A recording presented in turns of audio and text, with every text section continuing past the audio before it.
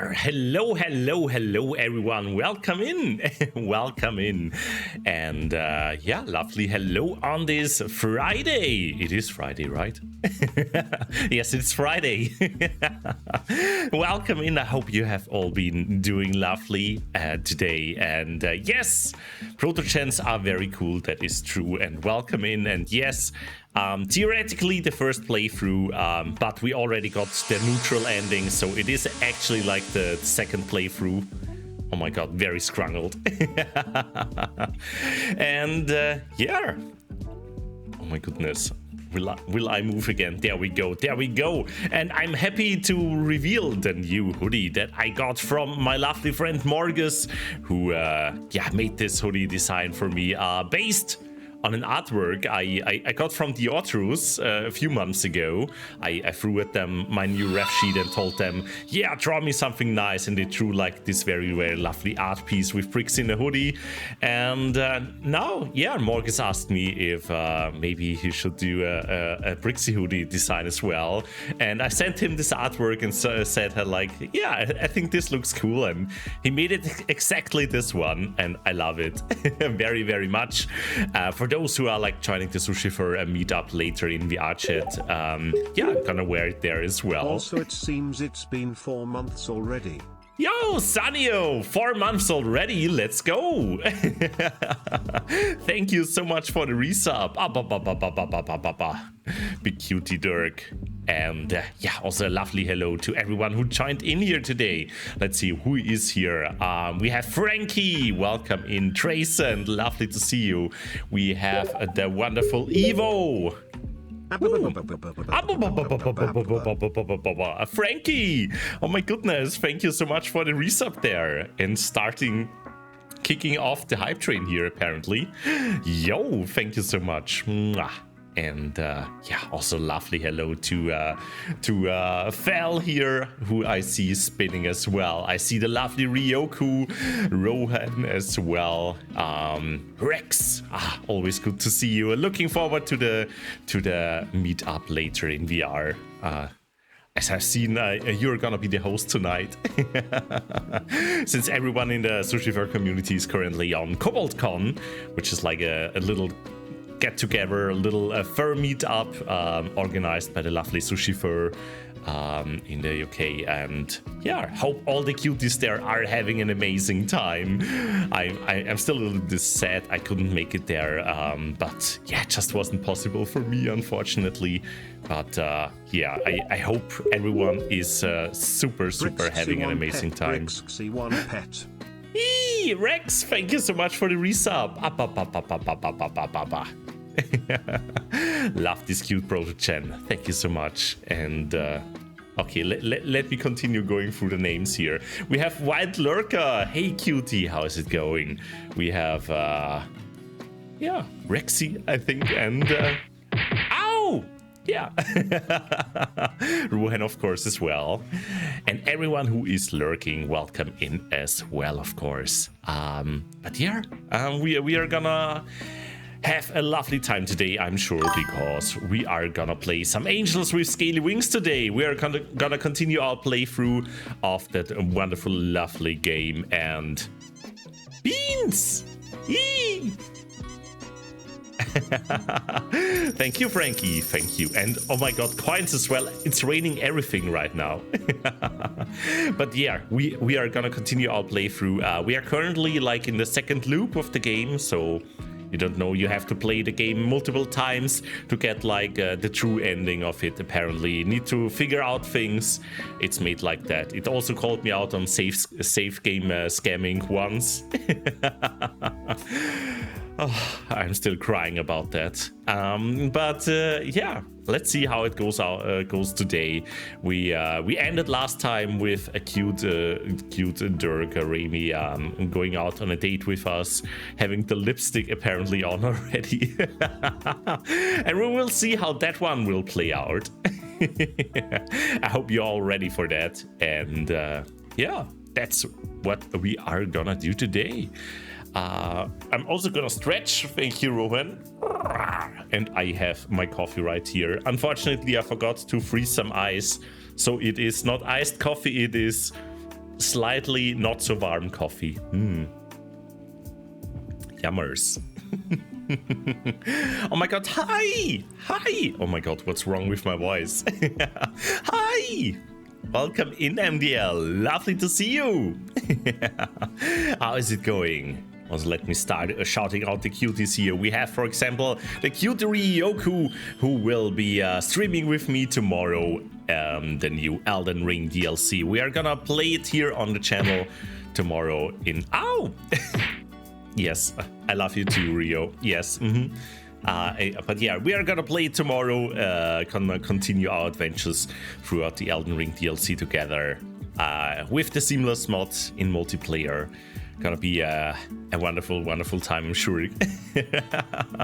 And we are not so far from the end, apparently. So let's see if we will accidentally fall over the final boss already. Yo, Sochi! Welcome in, and thank you so much for the PTs. Just to be sure, you did see my redeem above?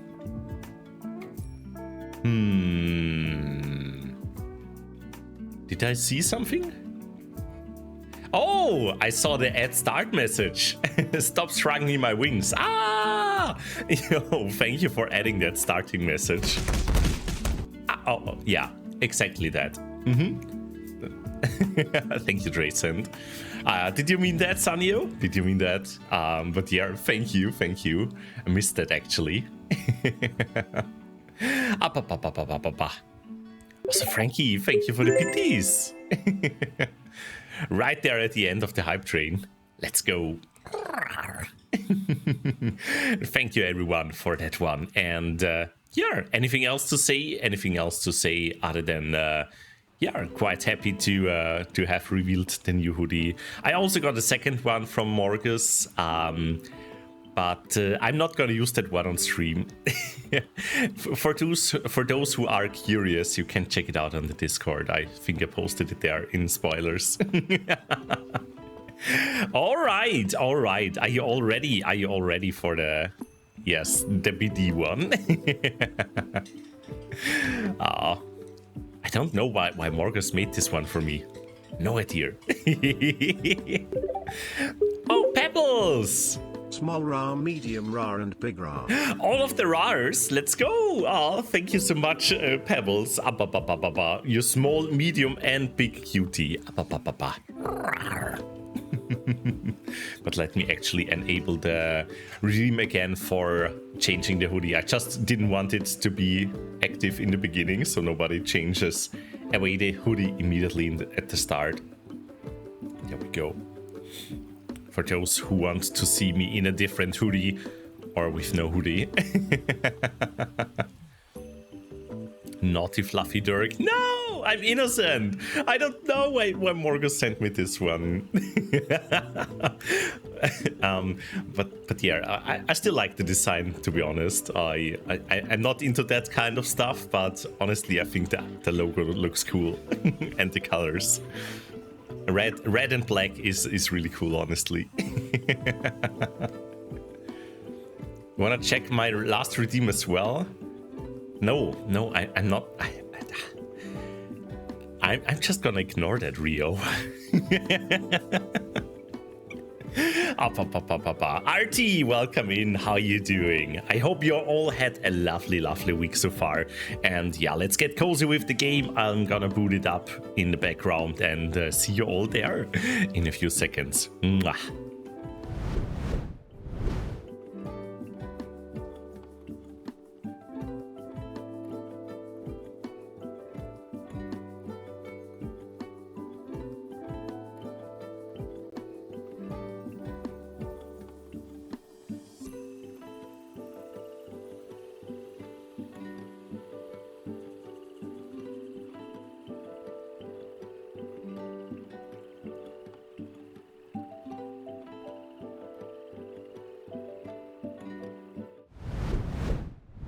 Alrighty.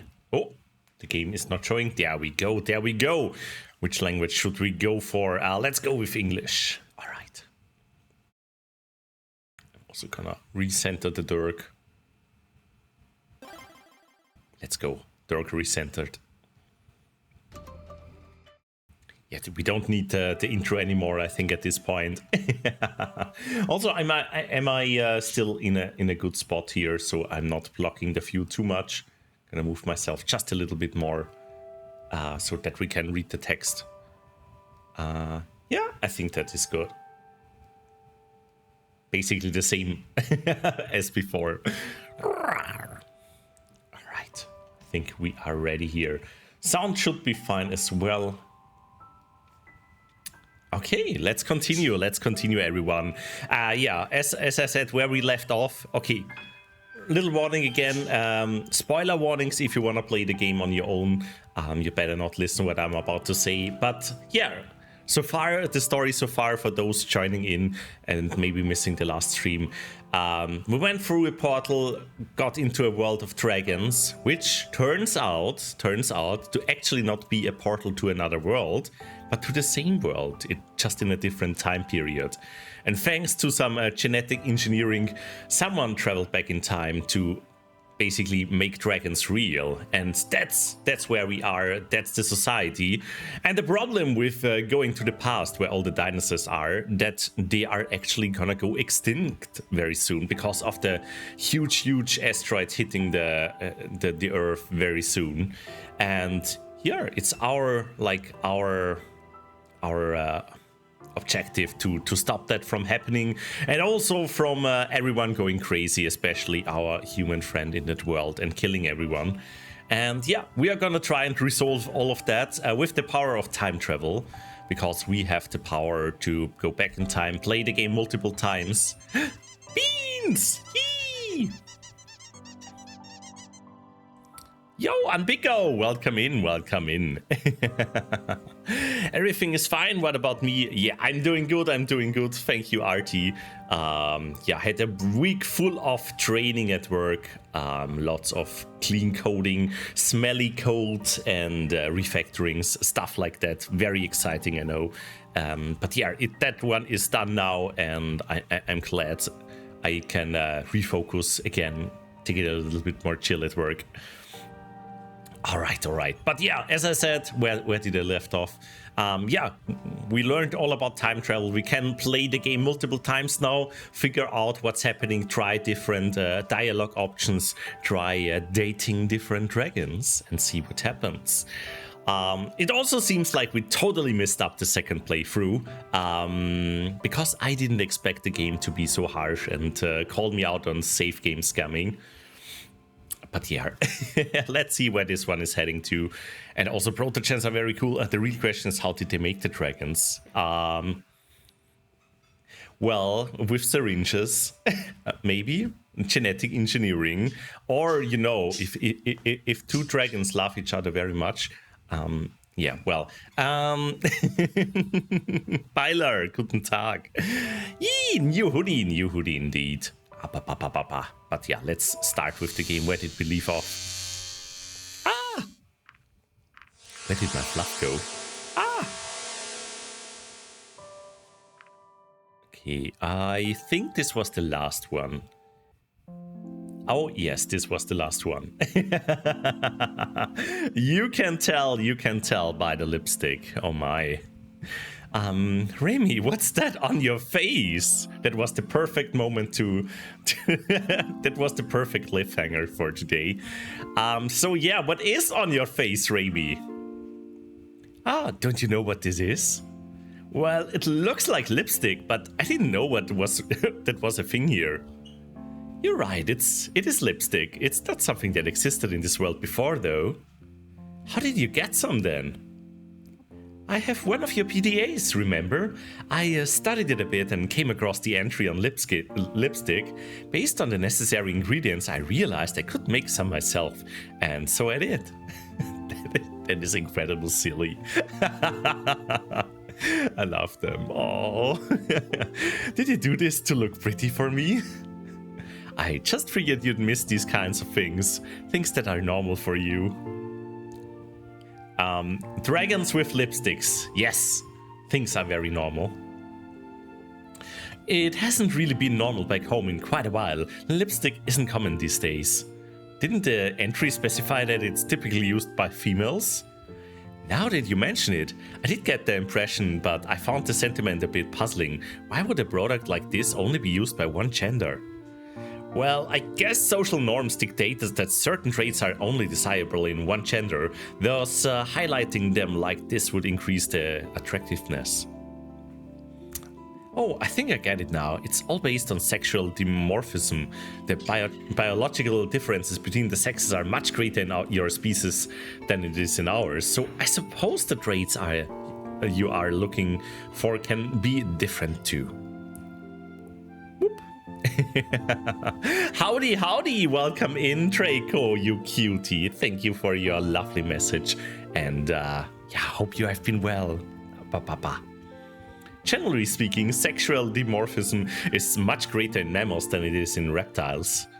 While it can vary widely by species, external indicators are pretty much always present, like memories for example, an always present and often obvious reminder. This makes so much more sense now. It's kind of embarrassing. Should I get rid of it?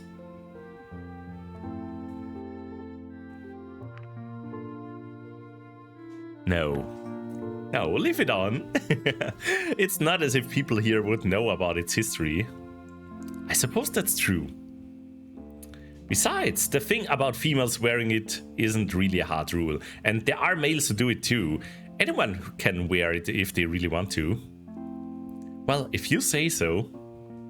Still, it's kind of uncomfortable, so I think I'd rather take it off. Aww. Uncomfortable?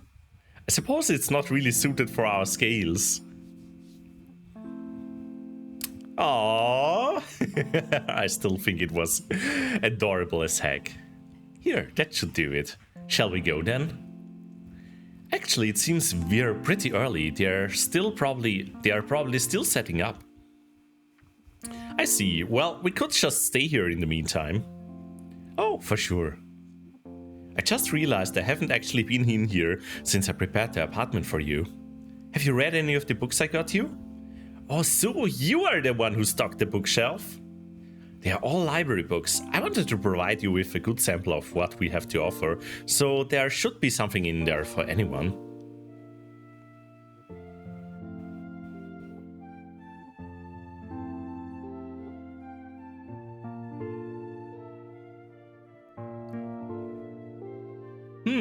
Good question.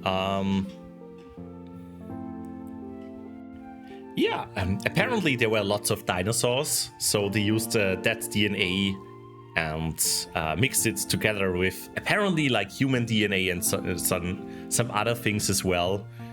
And yeah, other than that, make them like protogens were made. Yeah, no idea. Weren't they like also genetically engineered, the protogen, I mean?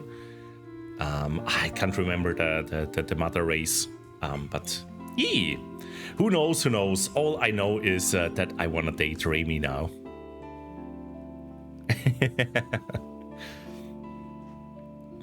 Okay, I didn't read many of the books, honestly, in the library here. Maybe we should have done that. Maybe we can do that in the next playthrough.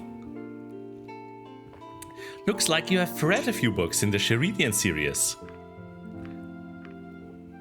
Just wasn't in the mood for anything more complex. They're pretty interesting. Oh, really? I know they're not exactly highbrow, but they're entertaining. And what more do you want a book to be? I guess we all have our own tastes. Can I offer you some food or drink? I've barely used any of the stuff in the kitchen. Why not? I didn't want to touch anything that didn't at least resemble something I know. After all, I have no idea how to prepare them right, or even know if they are safe for me to eat. Maybe it wasn't such a good idea to get you all those perishables then. I wanted to provide you with a bit of everything, considering I had to prepare the apartment for someone I didn't really know much about. Oh, some of them were good. It's interesting to taste the subtle and sometimes not so subtle differences in the similar fruits we have back home. Did you throw anything out? Not really. Why do you ask? You have been here for nearly 2 weeks now, so even if some of them were safe for you to eat, probably aren't anymore.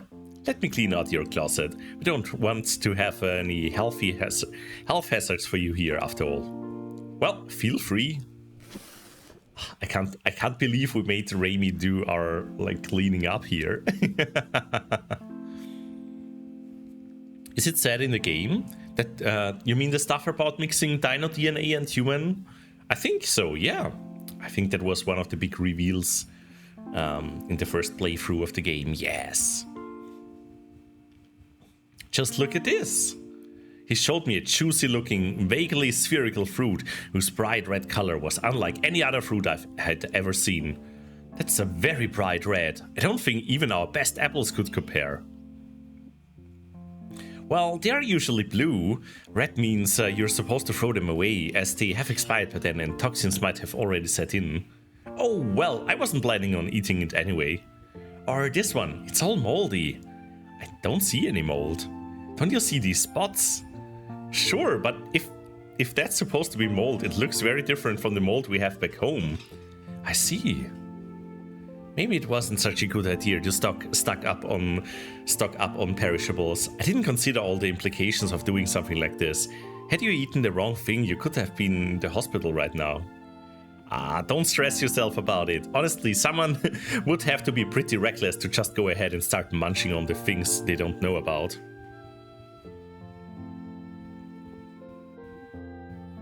What would it make? If we would do real-life dragons, I would volunteer as a test subject. Yo, Toaster Thief, welcome in. Lovely to see you. Eee! New hoodie. Wait, can I actually show it off a little bit in full detail?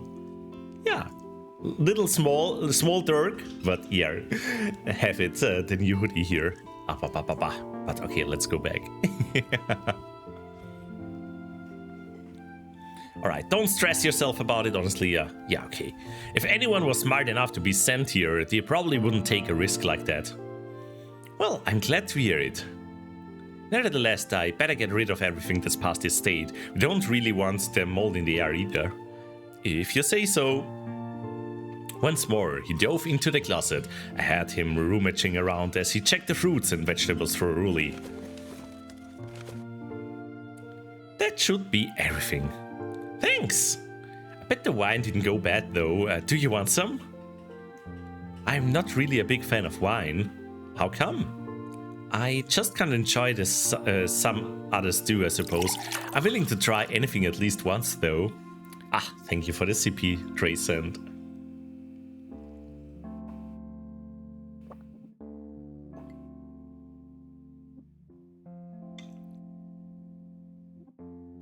The wine sippy.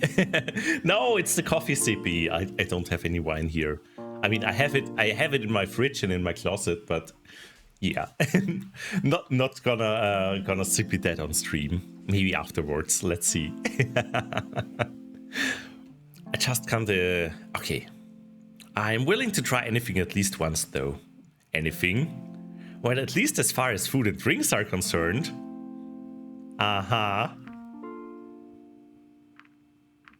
Let's try some together then. Or should we get sloshed?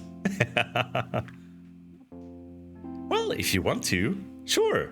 What kind of wine is this anyway? I'm not sure. I just grabbed it when I got all the other stuff. Don't tell me you just went for the cheapest one. Of course not. Everyone knows that you don't just buy the cheapest stuff. You go for the second cheapest. No. Although, yeah, that's okay. Oh well. What kind of container should I get for you anyway? I mean, in Austria, I'm like living in the middle of a wine region, and there's already they already started harvesting the wine. Actually, very early this year because of the summer heat. Usually do that in October or in September, but now they already started in August, and we can get the wine pretty cheap here at the vineyards for like, I don't know, 5-6 euros a bottle. Starting from there, it's amazing, and it's like quality wine, maybe sometimes 7 euros. But you can also go to the supermarket and get like a cartridge of wine for like €1. I wouldn't be so fond of that one though.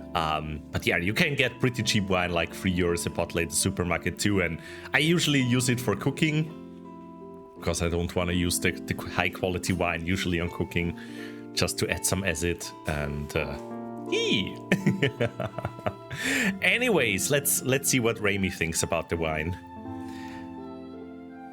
We're having wine, so let's go for wine glasses. The stem actually makes it possible for me to grip it with my vestigial thumb, so there shouldn't be any problems. Alright. Here you go. Also, I hope the audio is fine for you all.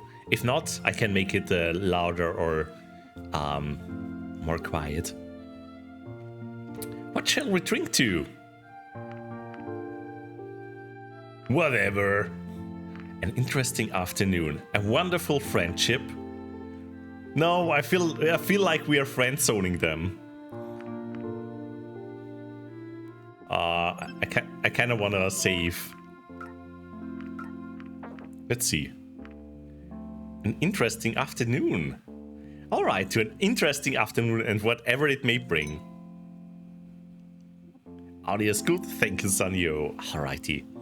I took a sip from my wine glass. Remy really hadn't been kidding about getting the second cheapest bottle, because that was exactly what it tasted like. How do you like it? Must be an acquired taste, I think. How about you? It's... It's... Well, should we be honest? It's alright. It's alright. It's okay. I mean, you can't really expect much from a cheap bottle of wine. I see. Just look at the time. I think we could start heading to the festival now. Sure, let's go. Yo, Sonic, welcome in. Pets for you. This is strange. Usually there'd be a crowd by now. Do you think they cancelled it? With Razer still being out there, maybe they thought it wasn't a good idea to have a public spectacle like this. Cancel the summer festival? Inconceivable. It doesn't really look like a festival is going on right now, though. I don't know what's going on. Hey, I think I know this guy. Let's go and ask him. Hey, it's the grocery store clerk. Hey, Brixxy, how can I help you? We were just planning to go to the festival, but it doesn't seem like there's much going on here. You came to the right place, but the festival is not starting for another hour at least. What? But the festival has always started at this time. You must have missed the memo then. They moved it by an hour. Something about the daylight and making the fireworks more visible as a result. Well, that's a shame. And I'm kinda getting hungry too. I can help you with that. What are you selling? Skewers, meatballs, all kinds of grilled things, really. Well, I could go for some meatballs. How about you?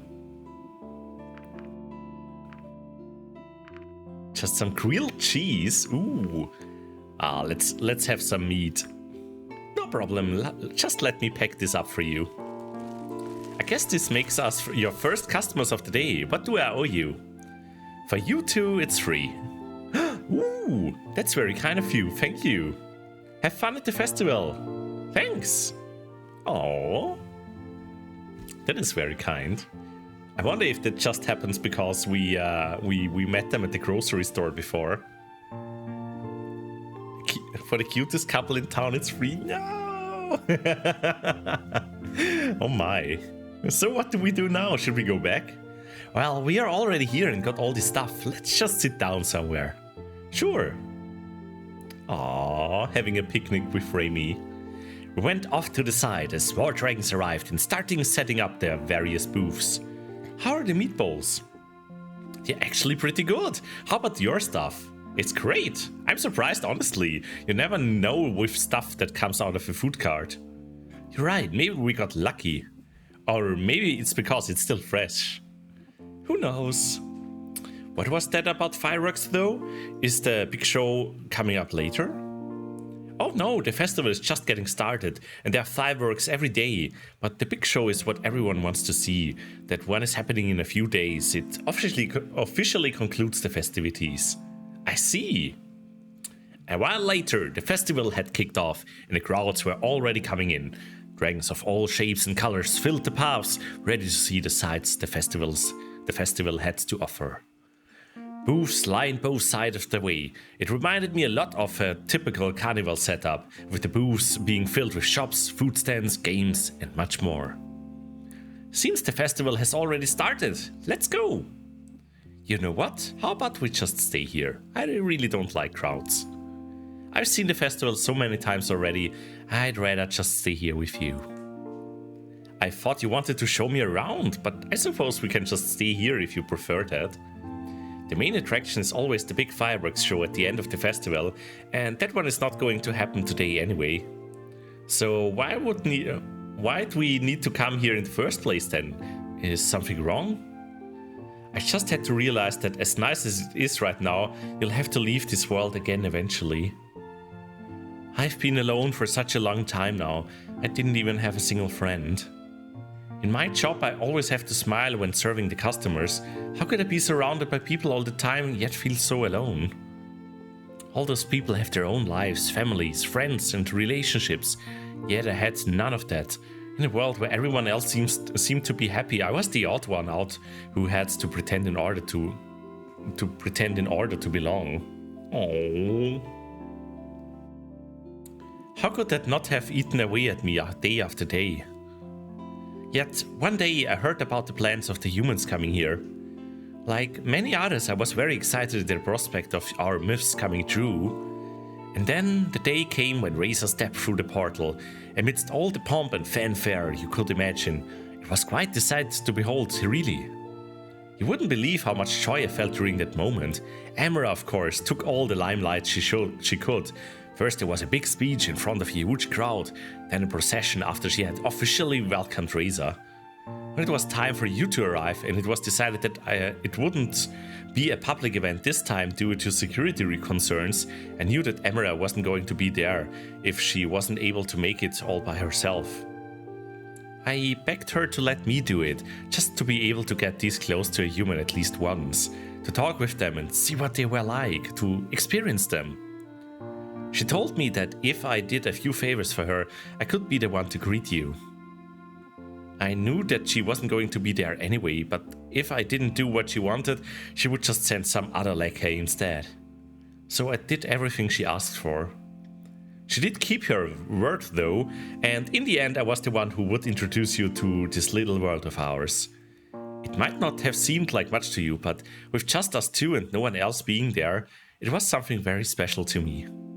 It was not just some public spectacle like the summer festival or Razor's arrival, but for the first time in so long, I felt like that moment was about you and me, and no one else.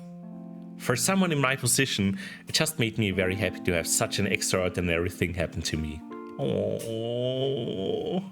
Of course, I was very curious to see how much our myths would line up with reality, and I was even more overjoyed when you visited me in the library. Oh. I would kiss Remy, honestly. Also, welcome in, Steel. How are you doing? Also, maybe we can get the shoutouts going here. We have, for example, the lovely Fel. We have the lovely Steel. We have the lovely Byler. So many cuties here streaming MDL. Doing okay? Ah, that is lovely to hear, Steel. I saw you're doing like a sword temper thing. Like with the art you're doing, and I think it was like a smoke sword today. That's a really, really cool idea, honestly. Anyway, back to dating Remy. Of course I was very okay. When you accepted my invitation and came into my home, I was just glad to have you there. It seems like you wanted to be there and weren't just someone out to use me in some way. I began to feel hope. When I met you in the park, I think the only reason I could tell you everything about myself was because I knew you were going to leave again eventually. And now, after all this, I can hardly believe you're still here with me. Why wouldn't I be? You're just so nice to me. Yet, even after the time I've got to spend with you, it seems that soon I'll have to let you go again. Tomorrow is Moon, let's go. Moonsword, that sounds cool. At least I got to know you. It can't be all that bad. Ever since I came here, I've met plenty of lovely people, all with their own relationships, struggles and dreams. I know you think you have been alone here all this time, but don't go back into that kind of thinking when I'm gone. Rather, why don't you take it as an opportunity? Now that we are here, who's to say that you won't be able to find others once I'm gone? I know you're still stuck for a while because of your job, but after that, have you considered a change of scenery? You could move to a different place with all new people and opportunities. Who knows what you might find elsewhere? A completely new start. I like that idea. But enough about me. What will you do once you get back to your own world again? I'm not sure. I don't even know what will happen to me when I return. These last few days, a lot of things have happened that have changed my perspective on what I'm doing here, Razor and those who sent me. Is that a bad thing? I don't know yet. At the very least, though, I can say that I've done what I believed was right. You should be careful with rhetoric like that. What do you mean? That kind of talk makes it very easy to justify any means when it serves the right cause, whatever that might be. Ooh, no, where's my fluff? Bold Brixxy is in the game. No! Alepple, welcome in.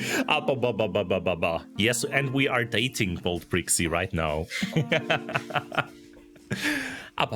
Hope you're doing lovely. The more important thing is, have you done anything that you might regret? No matter what you think, keep in mind that you may be held accountable for your actions by others or even yourself. Don't just do something because you think it's for the right reasons. Do it when you are aware of the possible consequences as well. You're right. I have no way of knowing what my actions here will amount to once I return. Do you really wish to go back to your own world? If I didn't, it would only serve to strain the relationship we've been trying to build with your people here, which is something that could be elementary for our survival. Besides, I didn't do it for those who reign over the city back home, or those who might have wanted to betray me. Let's not forget that even under the worst regimes, there are just normal people trying to survive too. If I have the power to make a difference for them, would it be right for me to just leave them to be in order to seek my own happiness? That's exactly the kind of thing you were talking about, right? In the end, we all have to make our own decisions. If I leave them behind, then I leave them to people like Razor and those who sent me here. What would you want to do? Overthrow them? I don't even have the complete picture myself right now. How could I even consider what to do given what I know? What I do know though is that if I don't do what they expect of me, there will be consequences. Maybe you'll just have to wait and see. That's not an option right now. Razor is still out there, armed and dangerous. Don't you think that's a matter better left to our police force? It could be very dangerous for you to interfere. It's far too late to reconsider. I've already been tangled up in this too much. Besides, I can't stop it now. Don't forget how many he has killed already. He won't hesitate to do so again in order to reach his goal. In the end, it's my duty to stop him. If I don't, how would your people look at humanity? How could I face you again knowing that my negligence could cause suffering and loss for others here if I stopped now? I wish I could be as brave as you. Don't think bravery has anything to do with it. He must be stopped one way or another. I know, just be careful, alright? I'll try. We have been here for a while now. How about I walk you back to your apartment? What about the festival? Well, if you still want to go, we could watch the big fireworks show together in a few days. That's an idea. Alright, let's do that. I watched Remy as he got up again, stretching himself in a way that reminded me of a cat before we prepared to leave again. Who would do that? Stretching like a cat, right? Oh, you're still here. How's business? As expected, people always get hungry at these events eventually. No, everyone, shush. Can I offer you some more meatballs?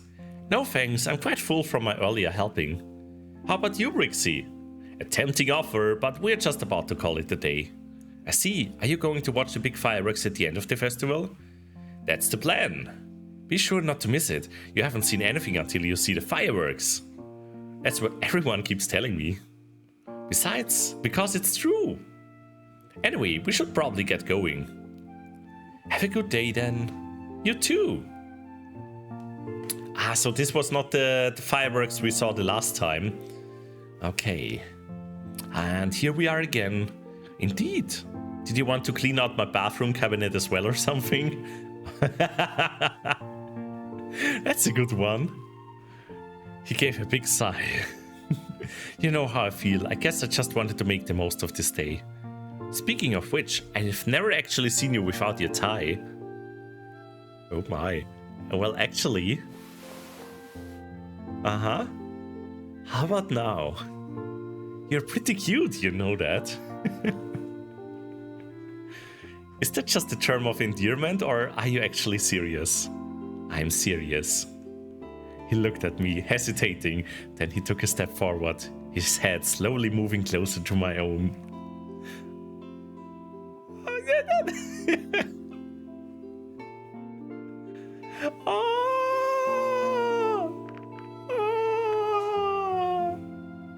We met and my arms enveloped his neck as our lips touched. For a few seconds we were closer than ever before. During the kiss he used a lot more tongue than I expected. Just after we parted, he finished by giving me a small lick on the cheek.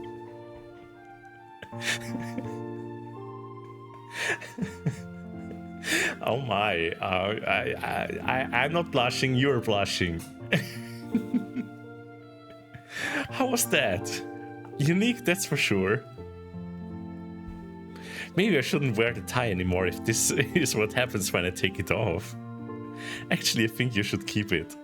Really? Yeah, it looks good on you. Well, if you say so. Anyway, it's getting really late too. I should probably get going now. Don't forget about the fireworks. Oh, for sure. I'll see you then. Until we meet again. Thank you for everything. Oh, oh, we kissed the Derg. Oh my goodness. The title became true, Smooching Dergs. Oh my. Welcome in, Smurf. Mission accomplished. Another free day. Yay me!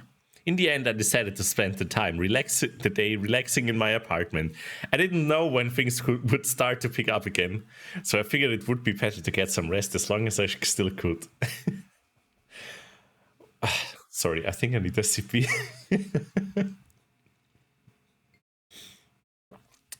Whew.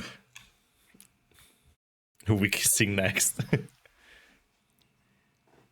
This is what it reminded me of. Remy has similar ears to Veemon. Oh, is that so? Alright, alright. I didn't know when things would start to pick up again, so I figured it would be better to get some rest as long as I still could. Thanks for the pets. Oh! There it is. Chapter 5.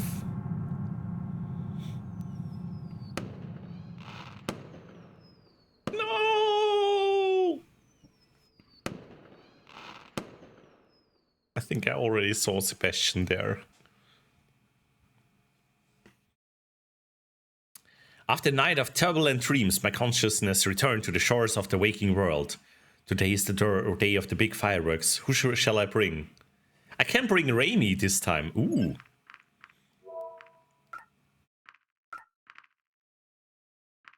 Why Brixxy is sad? Because I saw the little preview there. Oh, and Sebastian was laying on the ground.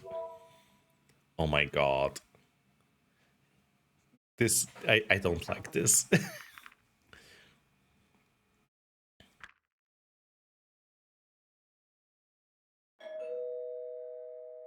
That must be him. Are you ready to see the fireworks? My body is ready. All right, let's go. Oh my god, I really wonder how this one will play out. After a few minutes of walking, we arrived at a rather empty-looking area near the edge of town.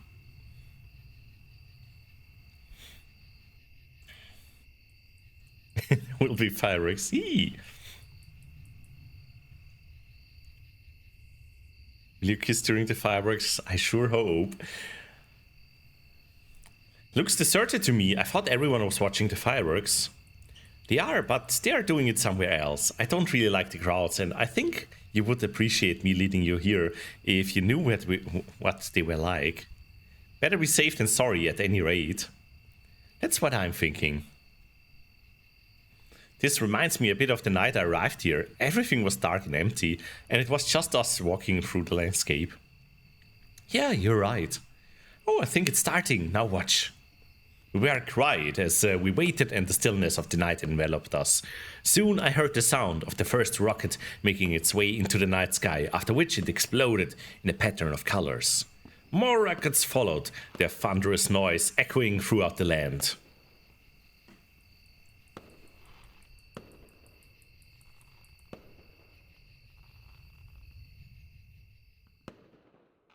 Suddenly a terrible realization hit me.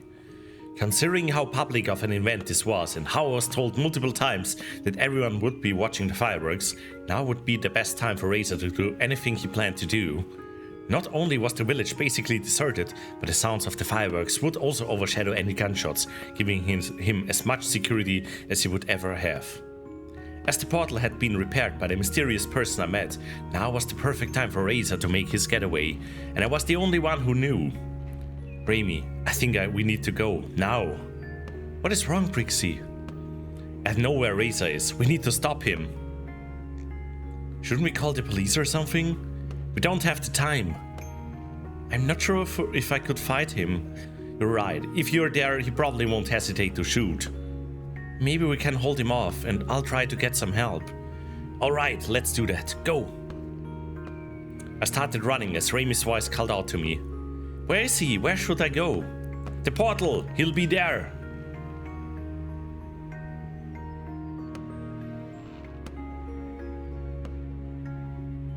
I arrived at the portal just a few minutes later. I couldn't help but be glad that it was still turned off and didn't appear to have been used recently.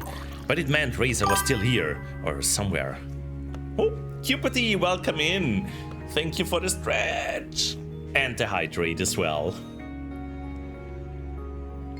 It's just getting exciting here. Let's see what kind of ending we get this time. I looked around, thinking about where he could be, or if it was worth waiting for him here, when I saw something out of the corner of my eye. Hesitating, I drew nearer. No! Not again!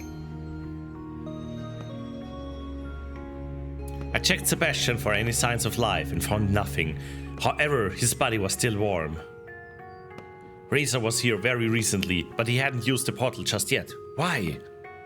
Sebastian's guard post was not just for the portal itself, but also the surrounding area. Since Razor was already here, he probably had some unfinished business very close by. The underground building. The administrator had told me all about the prowess of the generators within. It probably hadn't been hard for Razor to guess the same, or to try stealing them from a place he knew would be even more deserted than the rest of the village was right now. Oh yeah, that's true, Sanyo. I could have waited for Razor here, but in the end I decided it would be better to meet him underground. If there was going to be a confrontation, I was sure I would have the advantage in a more crowded space. Even in the darkness, it was easy for me to spot the site where they had unearthed the building's entry, as it was in a roped-off area that I had seen from afar before. Ah, there it is again. When I entered the building, I was met by a long, illuminated hallway that was lined with doors on both sides. Since the lights were already on, Razor had to be very close. I wasn't surprised at the building still having electricity, since its generators were also powering the portal. Suddenly, one of the doors opened, and out came Razor, carrying a large cardboard box. When he spotted me, he set it on the ground. Brixxy, you are here? You don't know how glad I am to see you. I've wanted to talk with you for so long. I even tried to contact you, but I couldn't with someone tailing you the whole time. But talking can wait. Now that you're here, we've got everything. Come on, help me with this and let's get out of here. No.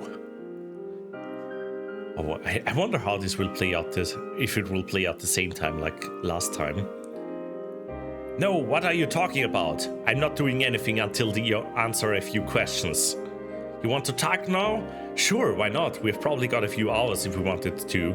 None of them will disturb us here. We could even get the backup generator as well after we sent this one over. Oh my god, true, Sanyo. Oh my. Will this be the bad ending then? Wow, okay. When did you realize we were in the past? How did you know about the comet?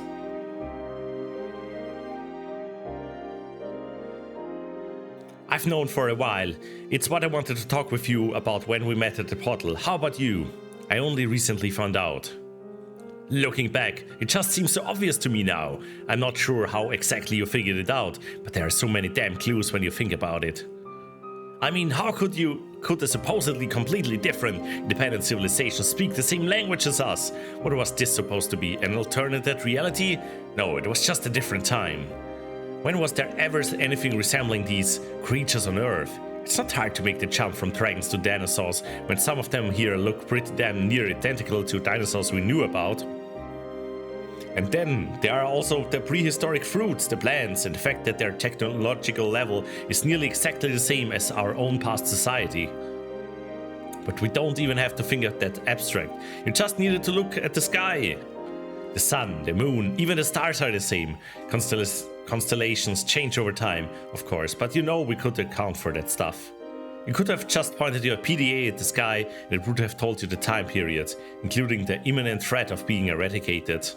You could even see the meteorite in the sky and how it would change its position day after day. Are you done being condescending? I guess so. You killed those dragons, Razor. What a brilliant deduction, Sherlock. Why did you do it? Do you really need me to spell it out? I thought better of you. After I found out the truth about this place, I knew just waiting for the generators we were owed was not an option anymore. It would have taken who knows how long, but I didn't intend to stay a day longer than necessary. You wouldn't believe how hard it was for me to acquire some generators. Some of the dragons didn't go down easily. But who cares what they got, that they got back the generators I stole. With just this one, we won't need any others. How could you do this? How could I do this? Let me ask you this, what harm is there really in taking the generators when the whole civilization will be gone in a few weeks anyway? The ones I killed just died a little earlier than scheduled. Even if that creep hadn't shown up and interrupted our meeting, we wouldn't have had the time for them to make the generators for us. How about we don't let them all die? They aren't going to be extinct anytime soon, if that's what you're concerned about. I paid the hatchery another visit before I came here. With the right persuasion, I think we'll have plenty of reasons to keep at least some of them around. Bodyguards, border patrols, weapons, even as pets or companions, as long as we can make the necessary changes. See, it's not as bad as you might think. I'm not going to just abandon them like that, only for the whole civilization to be wiped out. Get your priorities straight, Brixxy. Next, you'd rather starve because you suddenly empathize with a steak and you're not satisfied just starving by yourself. No, you are going to let us all starve because you want to impose your morals on everyone. Since when do you think that you get to have any say in this? You know why you're here. What you're proposing is treason and you know the consequences. You do, Toaster Thief, you do. Alright, let me have another sippy.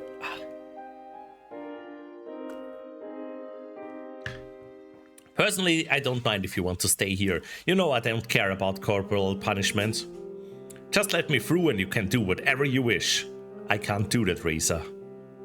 I see how it is. They have told you they need this generator to stop the comet, huh? And now you have become their lackey.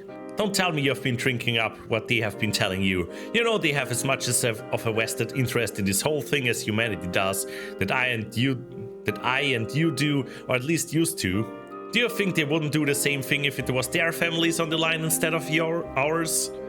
The entire world is on the line here. They live in perfect harmony with the perfect green energy source and no reason for wars or conflicts, yada yada yada. We had that too, and you know what happened then? Of course you do.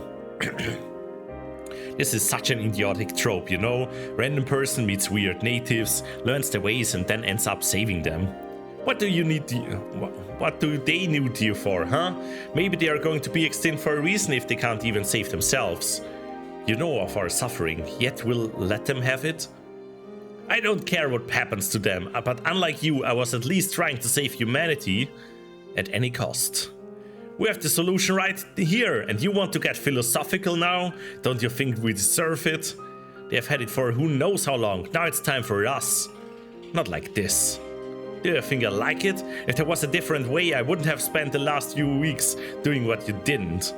We don't live in this fairy tale world of yours where there is a perfect solution to everything. You should know that. Just being here for a few weeks must have messed you up. I think I know why. Got too used to all the comforts they have here. You actually don't care if they all die back home, do you? As long as you can stay here in this perfect little world of yours, you have discarded everything and everyone back home and replaced it with this. Maybe it is because you don't have a life back home. I can't even understand that a little. Of course it would be nice to just stay here, where they have everything that we don't. But being here also reminded me of everything I hated about our world as it used to be. Yo, Nick Kobold, welcome in. Boops you back. Boop.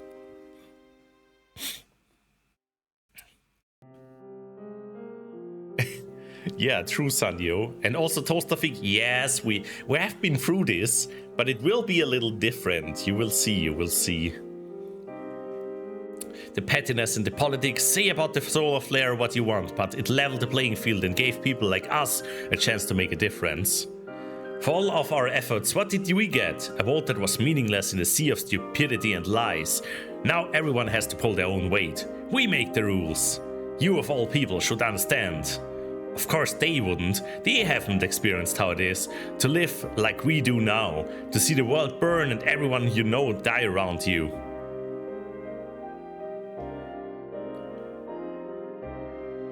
I see, Sanyo, I see. And because I have, I won't let the same thing happen to them. How many do you think died back home just in the 2 weeks you have been here because we don't have power for the hospital, huh? Do you think those victims aren't worth mentioning? Or do you just care about the few dragons I killed? Our city is the last bastion of a civilized society in a world where nothing else is left. Maybe you have forgotten about them, but I haven't. How many of us do you think will still be there in a month, a year? Or are they just a statistic for you? The same could be said for the dragons. What do you want to do? Talk me down from doing this? And then what? It's too late anyway. You think they're just going to let us go after what I've done? Fat chance. Whatever you may think, you'll find that our leaders back home agree with my course of action. Why are you telling me this? Because I expect you to join me. That's not going to happen. And you call yourself an ambassador? This generator is the only thing we need for our city to survive. How can you even argue about this?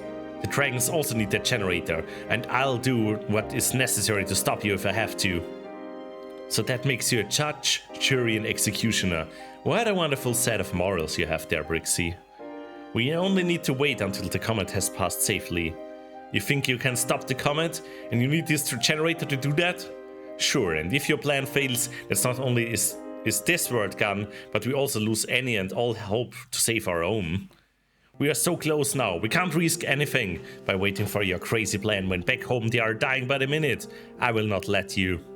You only want to save your own two-faced hide, because you don't want to face the consequences of what you did.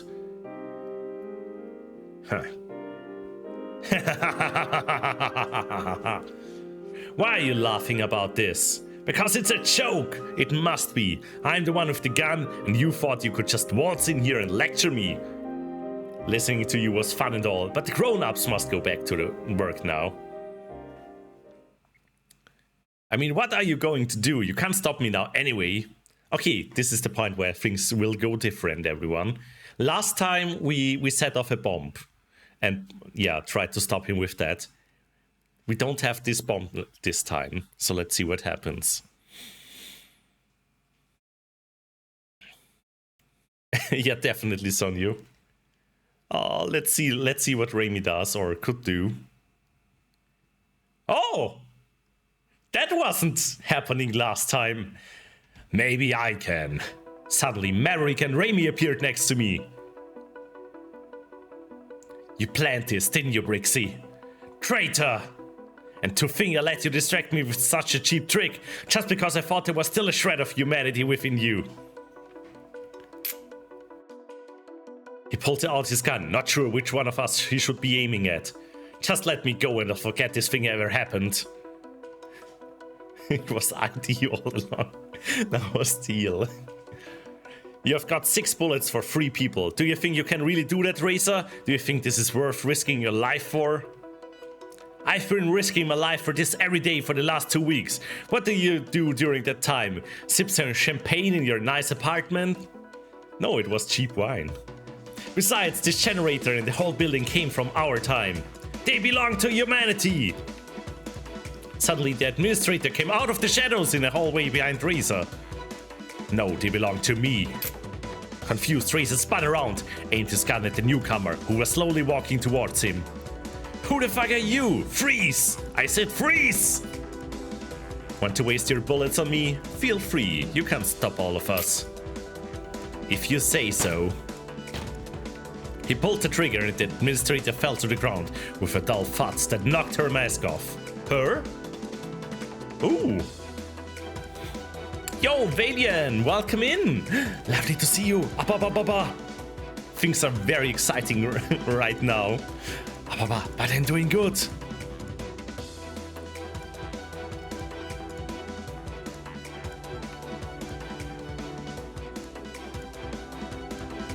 Mortified by the display before me, I found myself unable to move as the events of the following seconds unfolded before my eyes.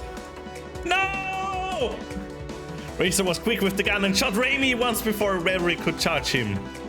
Welcome in, Fubar. Get him! Maverick pounced, snarling, and knocked Razor to the ground before embedding his teeth into the body before him. Despite his thrashing and screaming, Razor managed to find his target and pulled the trigger twice. Immediately, the jaws dislodged. Razor pulled himself a few feet away while Maverick's body convulsed uncontrollable. Holding his bleeding wound and breathing heavily, Razor looked at me. You're not going to help me, are you? Then it is futile. He raised his gun. Okay, did anyone count how many bullets he shot? What, I think one, two, I think four. Okay, he still has 2 bullets left. He raised his gun, aiming at me while I regained my composure and tried to run. A single gunshot resounded through the hallway, and as soon as I heard it, a sharp pain shot through my back. I fell to the ground immediately. He continued pulling the trigger, but no more bullets came. Oh, so was it 5? After a few seconds of silence, I slowly turned around.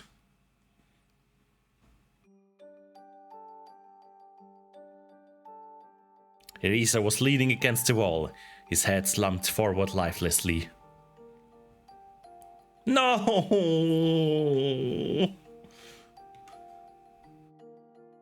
God damn. Okay, I think we found the bad ending. Maverick and the administrator, both lying in a pool of their own blood, were not moving. I crawled over to Raimi and was glad to hear him breathing. He had been hit in the side and I saw blood trickling from the wound onto the ground below him. He raised his head, looking at me with an expression of pain. You're wounded. So are you. We need to stop the bleeding. I put some pressure on his wound, momentarily halting the blood that was trickling down his body. Can you do this? Let me try. He felt around his side, trying to get the right grip before he applied pressure on his own. I let go, and after a bit of adjustment, Raimi could stop the bleeding on his own for now. I took off my shirt and briefly considered whether I would be able to use it to dress Raimi's wound, but I soon realized it was not long enough to wrap around him properly. Besides, if he couldn't walk for now, it would not make a difference anyway, and he would have to stay here while he held his wound shut. Instead, I used the shirt to curb my own bleeding, folding it and wrapping it around my abdomen tightly. Look, Razor's gun and that other person. Raimi was right. Both Razor and the administrator were gone. You have to go. Go and stop Razor. I need to find you some help first. I can't just leave you like this.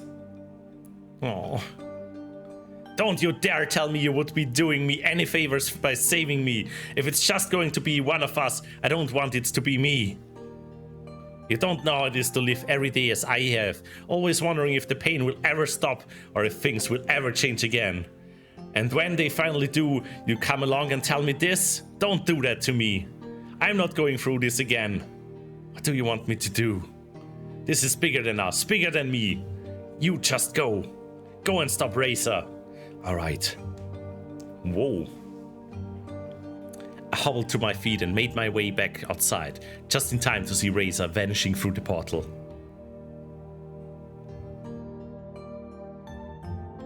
I made my way back to Remy to look for something to treat his wound.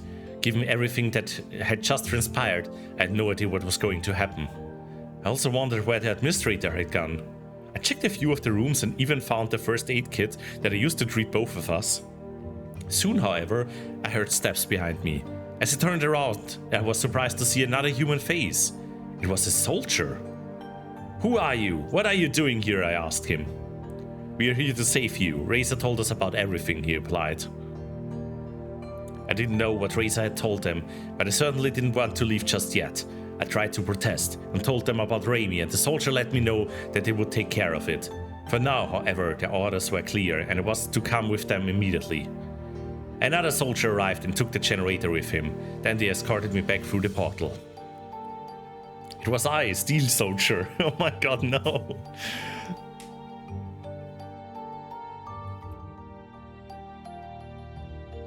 After all this time, I wondered what would happen now to our world and the dragons.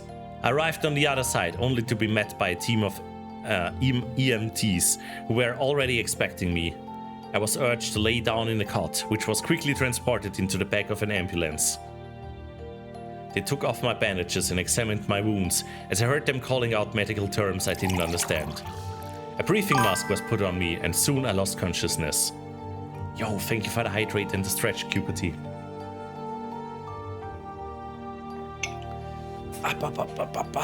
I wasn't sure what exactly Razor had told them, but with him dead and me wounded, humanity decided to take what they thought was theirs by force, which included the underground building itself. Hoping for a diplomatic solution, the dragons retreated and borders were established, all within a matter of days. The thousands of people living in our city were quickly relocated. For them it was a better solution than any other. Here they had an already working infrastructure, buildings, and things looked just like they used to. When I awoke from my induced coma, it was with the expected dose of confusion, as I had to realize the place was deserted. It hadn't been just a building, it was the entire city. Everyone was gone. Whatever Razor had told humanity had been enough for them to ultimately decide to leave me behind as a traitor, while they sought out their promised land. How does that work with the meteorites hitting Earth? To their credit, they could have killed me, but just leaving me behind and to my own devices was exactly that kind of punishment I would expect from them. I wasn't even sure how much time had passed since I returned. While they had permanently disabled the portal, I was at least able to find plenty of supplies they had left behind as I roamed the city to make a new life for myself. After a few days of checking building after building and getting to know my new surroundings, I was surprised to see a shadow flying overhead. It was a dragon.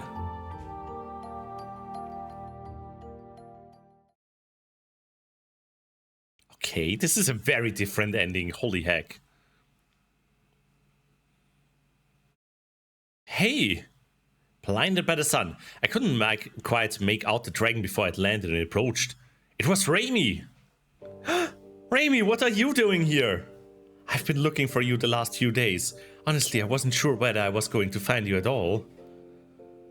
I don't even know how long it's been since I last saw you. It must have been a few weeks. Why did you come here? We need you. You have to tell them what really happened, what Razor did and everything else. After you went back, the soldiers found me and I was interrogated. When they were negotiating with our council, they realized that Razor's account of what happened here differed a lot from what really went down. Of course, there are a lot of blanks they need to fill in too. They needed to find someone who was willing to go back to find you, so I did. Besides, I owed it to you for everything you have done for me. Remy. I guess they realized the error they made by leaving you behind, but now all of us need you as a witness. You must tell them the truth. How is your wound? It's fine. I was patched up pretty well, all things considered. Come on, we have got no time to lose. The portal is just around the corner, but how are we going to get back? They deactivated it. I know, that's why they gave me something to repair it. Yo! Welcome in, Raiders! Entity of Justice! Welcome in! Entity Raid! Thank you so much. I hope you had a lovely time playing Pokemon. Let's go.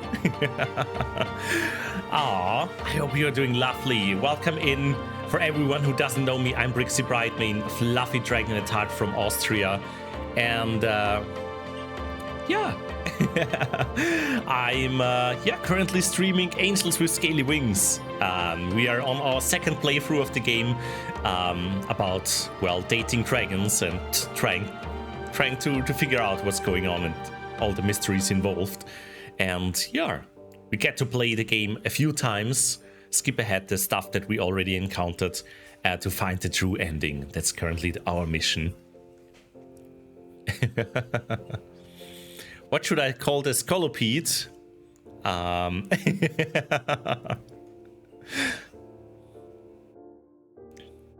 Scolipede? I have no idea what a Scolipede is. Which are you in now? And where did the humans go? Yeah.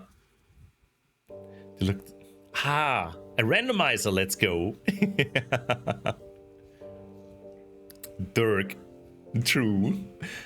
But yeah, let's see how this plays out. We're currently at one of the endings before we start another playthrough. So get cozy, get something to drink, rest up a bit if you have to. I know, that's why they gave me something to repair it. Let's go then. A few minutes later, we arrived at the portal. I thought about alternative options, considering we would be able to use it now. Time travel came to my mind, and while I knew about the portal's capabilities to do so, I had no idea how. Either way, I would do what I could to make things right. I watched as Raimi reactivated the portal using its interface with his somewhat clumsy paws. Something's not right here. It can't find the other portal. A terrible realization hit me as I reconsidered, hoped for other possibilities. You said it was a few weeks since I last saw you, right? And you've been looking for me for how long? A week? Yes. Raimi, I think I've got some very bad news. Yo, take care, Entity, and thank you again. Rest up, you cutie. What is it? Suddenly I heard someone approaching us from behind, and after I turned around, it was the administrator who stood before us. I finally found you. Come on, we need to go back. Back? They're all gone. What are you talking about? In the time you were here, the meteorite you know about collided with Earth. The civilization you knew and the human settlement are no more. What the heck? Did no one of the humans knew about it? Huh? That's so weird. What? How? Razor knew this was going to happen. How ironic that Razor would drag himself through the portal in his gravely insured state to try and save humanity by telling them about the generator, you and the meteorite, only to fall on deaf ears about the last crucial part. Now they're all gone. I wasn't talking about returning to them, however, but going back to a time even before that, the day of your arrival. You want to use the portal for time travel? I knew about the possibilities, but doing it for real? Fascinating. Guess with Razor dead, they never figured out that... I see. I think Razor is not dead. I think they treated him. But yeah, that is weird. Can Raimi come with us? No, it is complicated enough as it is. Then I don't want to go. I don't think you realize what is at stake here. All the artists you have met are dead. The whole civilization was wiped out in one fell swoop, and the world lies in ashes. Only we can go back and try to prevent this from ever happening. But It's alright, Brixxy. Just go. You have to save them. No! That is my utmost goal. Alright, I'll do it. Very well. Take your position, please. No, does that mean that this times period Raimi will be left alone in this world? No! I don't want that. Oh.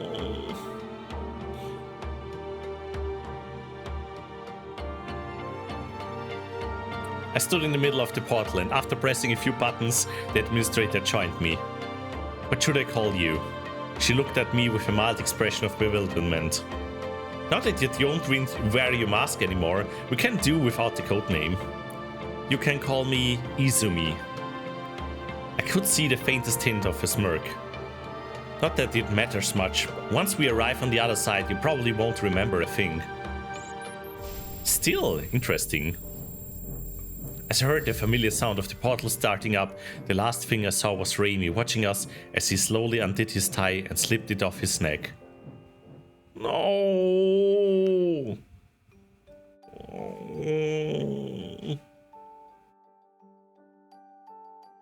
Oh, poor Raimi.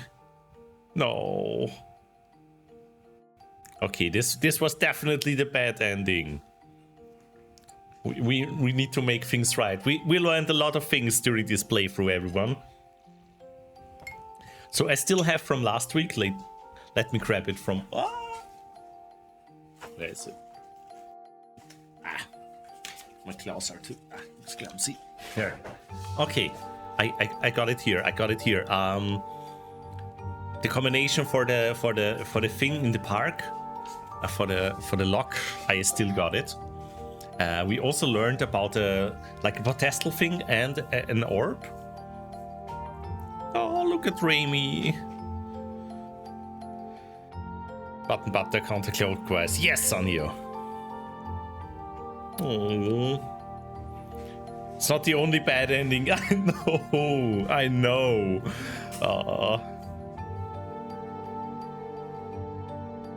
Another bad ending is where you just be a dick. Oh, yeah, that would be very bad. I'm not sure we ever really talked with this Derg.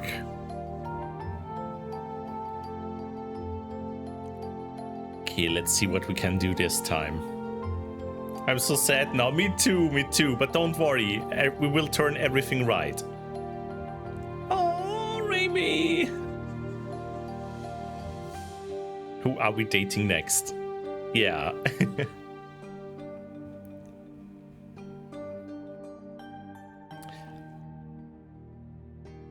We could focus on... we can't unfortunately focus on everyone. We could try Adine. We got really close with her. But there's also Bryce, for example. I'm sorry, Walian. I'm sorry.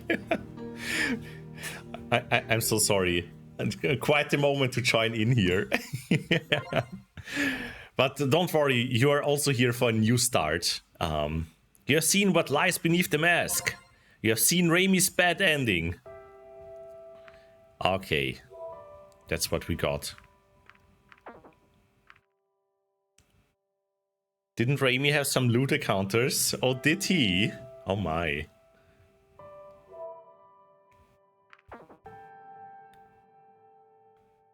Oh, I sure hope, Sanyo. I sure hope.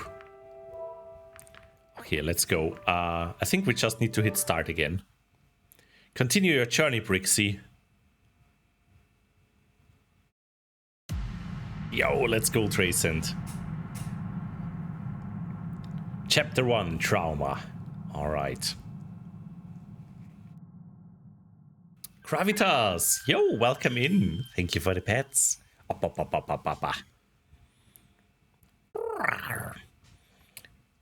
Hope you had a lovely week so far. Weekend is nearly there.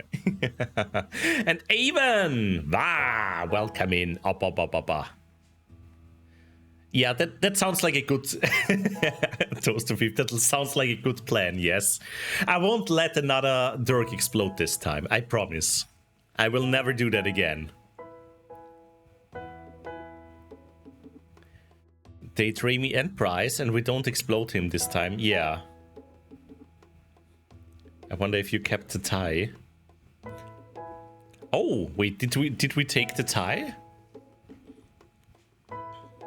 I woke from uneasy dreams looking at an unfamiliar ceiling. Just for a moment, I wondered where I was before the events of last night all came back to me.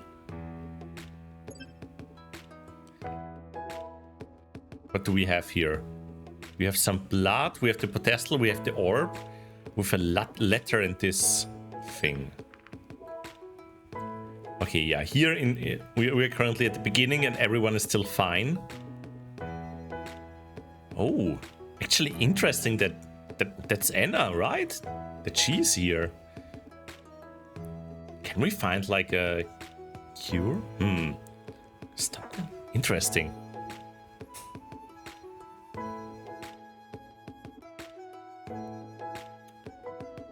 Oh yeah, do that, Saven, do that.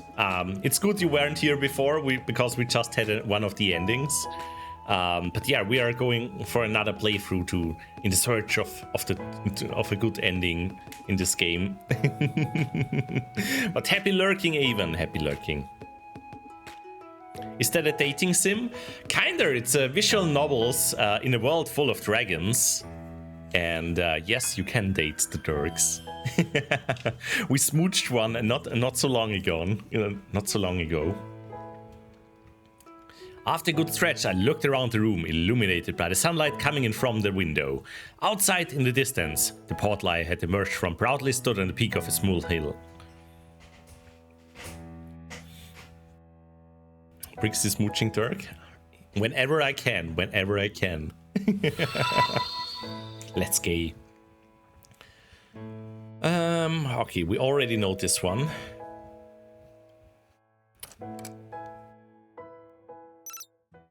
My records indicate you have already experienced this section in a satisfactory manner. Would you like to skip this to the character selection? Yes.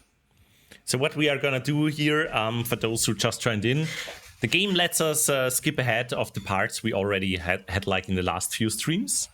And we can do different choices this time around to see another part of the story and figure things out that we missed the last time. So I think this time around, well, you can date dragons, as I said in this game.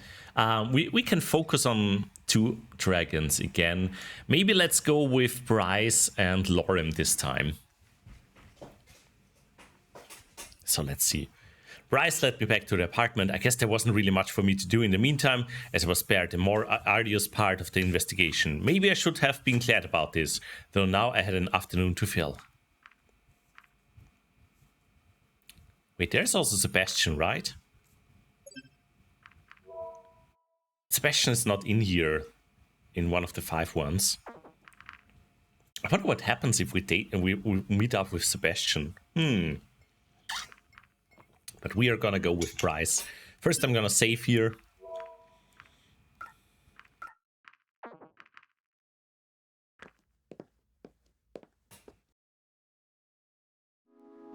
Once again, I found myself within the police department, which seemed oddly quiet for this time of day. It didn't take me long to spot Bryce in this office. Hey Brixxy, what's up? Nothing much, but you told me to contact you if you could remember anything that might help with the investigation.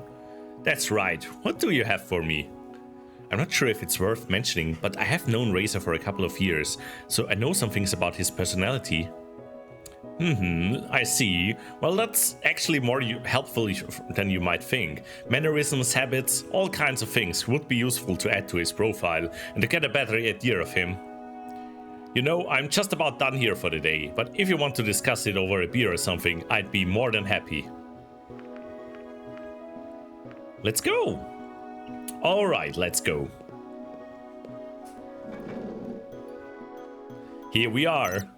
My records indicate you have already experienced this scene in satisfactory manner. Would you like to skip to the end? So, yes, exactly. We repeat.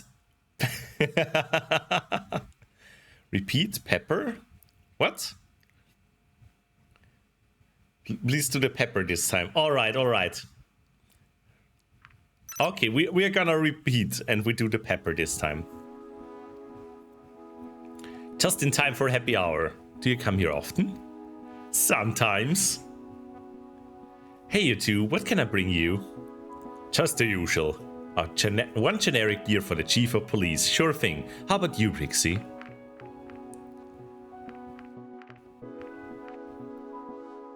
Me too. Noted, I'll be right back. It wasn't long before the waiter returned with a drink bowl as wide as it was tall, filled to the brim with a foam-topped dark amber liquid. Carefully, he set it down in front of Bryce, who didn't hesitate to take a big gulp.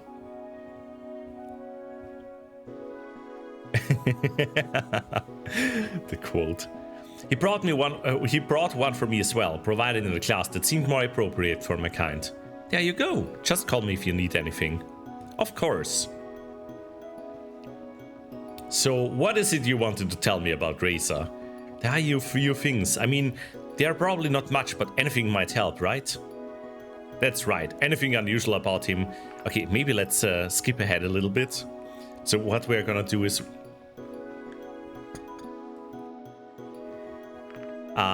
we tell him about Reza, and then we start a drinking contest.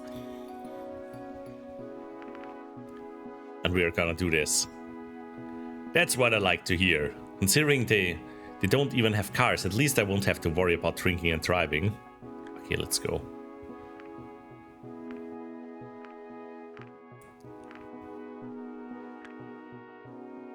Alright. I won't give up. As you wish. Okay.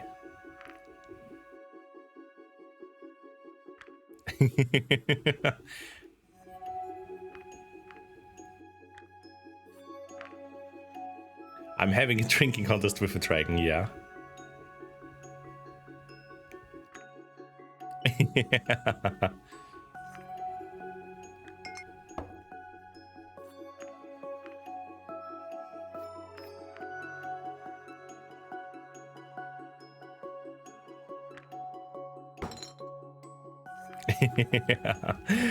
All right. Where's the pepper? Where's the pepper?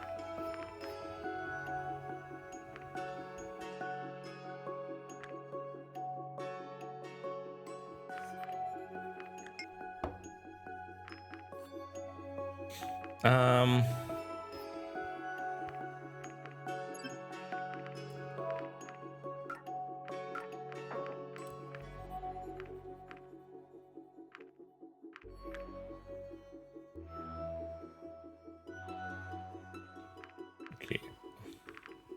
Why are you brown? Why are you so damn attractive? I just am. Got nothing more to say about that. Wait till next round. There you are. Okay, where's the... I think it's yours. I think it's yours though. Very well. About to give up, but okay. Where's the pepper?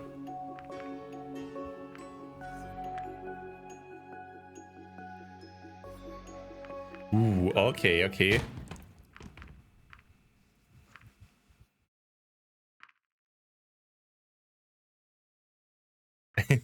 We are not giving up. All right, ready for another round? Or do we give up? No. Bring it on! Let's go.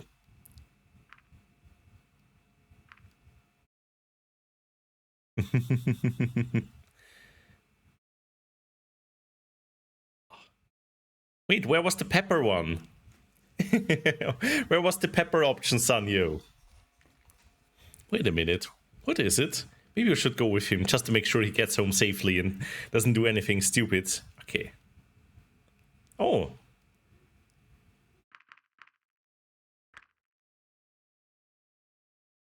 Come on, let's get you home. He's still unconscious. Oh, okay, there it is. Last time we put some water on his face. This time we are gonna... So yeah, the drinking contest, I think it was pretty much a tie. So how are we gonna wake up the drunk Turk to get him home? Well, let's use some pepper this time. Right, it will be like smelling salt.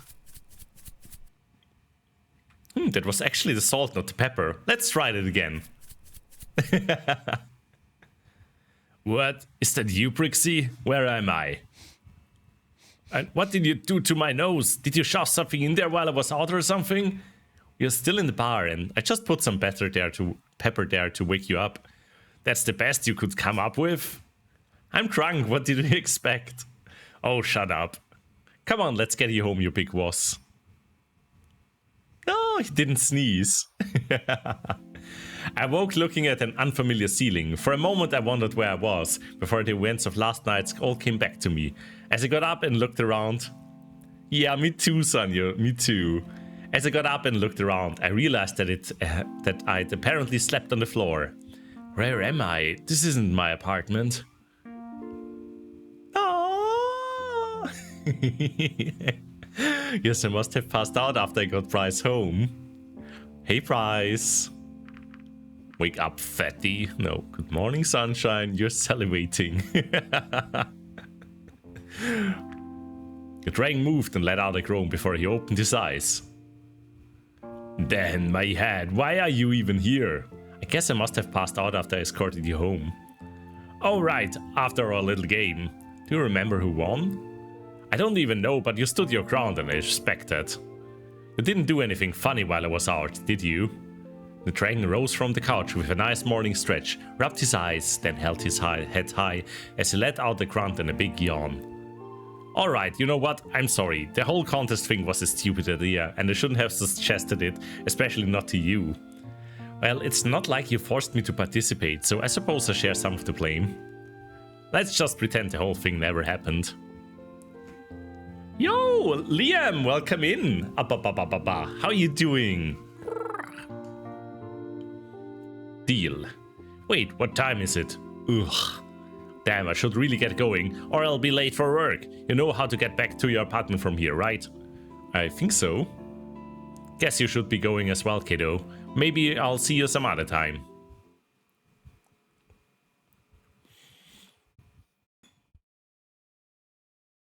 More free time, what should I do? Okay, what should we do, everyone? I think we said we are gonna focus on Bryce, and I still wonder what happens if we meet up with Sebastian. We could also meet up with Lorem. What do you think, everyone? I'll let you choose. Lorem or Sebastian? Who shall it be? I'm gonna have a sip in the meantime.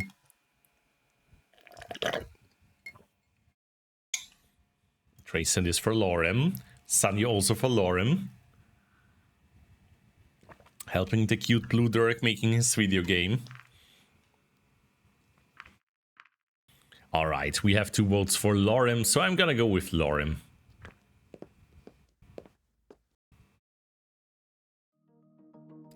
I went to the bar Lorem had suggested as our meeting place. When I looked around, I saw Bryce sitting at the table, talking to someone I couldn't see. I lingered on him for a second, but soon spotted Lorem in the corner of my eye. There you are. Hey, Lorem. Yes, we have already experienced this one, so let's skip ahead. We were talking a lot about them, like making a video game, including humans, and we're gonna help them. And they were really cute. Don't worry about it, I'll just consider it a public service. Honestly, I'm incredibly grateful for the opportunity, especially after nearly getting denied with Sebastian when I met you. Just make the best of it. I certainly will. I really have to get going now, so maybe I'll see you some other time. Sure, have a good night. Take care. What voice did I give Lorem?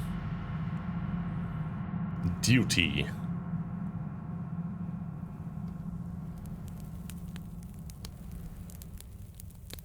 Oh, there's a human here. The portal. Yo, Silver Linings, welcome in. And happy lurking. Maybe his game will be called Humans and Houses? Oh no. Yeah, let's skip ahead. Let's concentrate on the dating. It was a relief to leave the crime scene Considering all that had happened, when I reached into my pocket to take a look at the list, however, I found something unexpected. It was a small piece of paper with the word Tatsu written on it. How did it get here?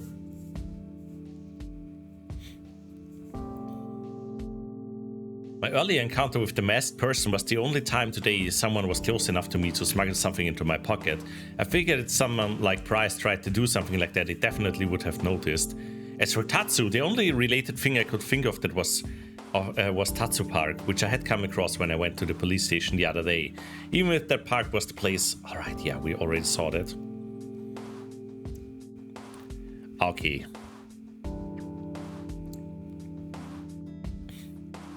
Yes, thank you, Sanyo. We are gonna check that out. So what we are gonna do is we are gonna go to Tatsu Park.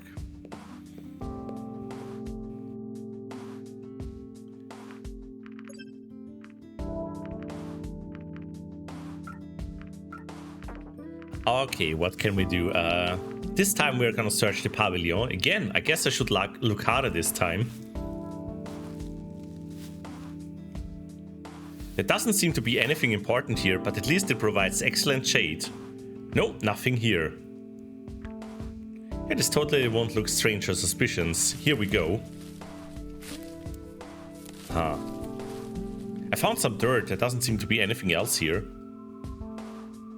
That is weird. We didn't get the orb.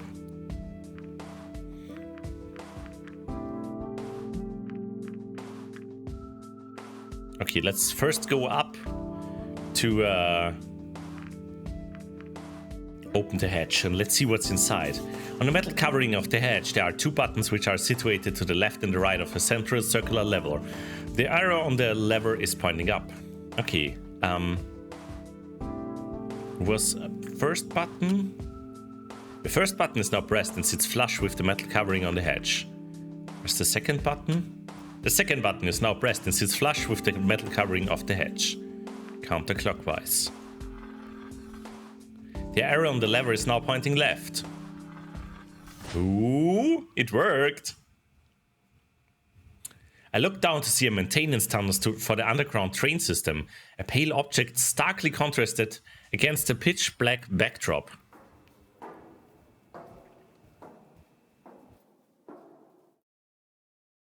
It's a cloth with suspicious red markings all over it. You acquired a bloody bandage. I guess that's all to be found down here.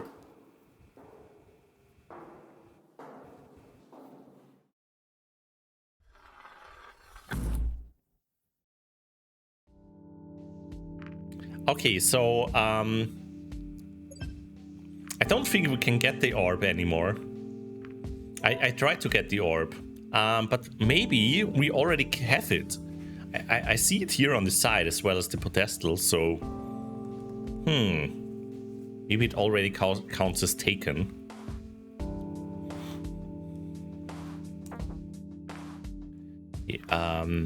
Examine the fallen leaves. Rest on the bench. Yeah.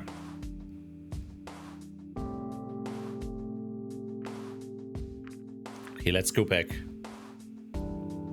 Yeah, Trace, and that's what I'm thinking too. So maybe everything that we found, we are gonna keep. We don't have to pick it up again, which would be very neat because we can focus on the new stuff instead of thinking of what we have to do in the old playthroughs.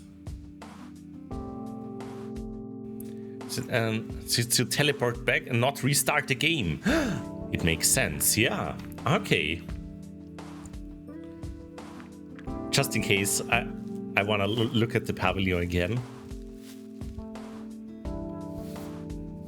Okay, yeah, we can't find it anymore.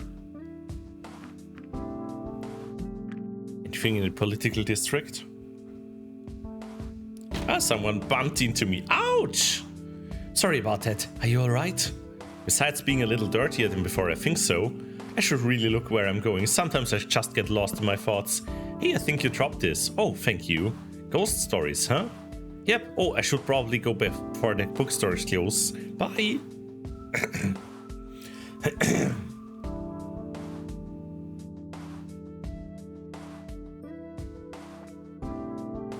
It's Ryuchi! Oh my goodness.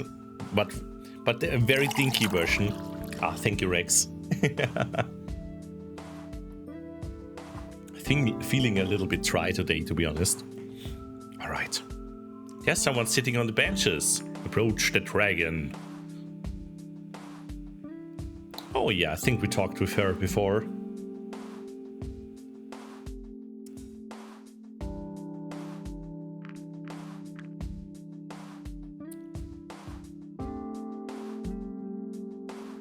Okay, let's skip ahead for this.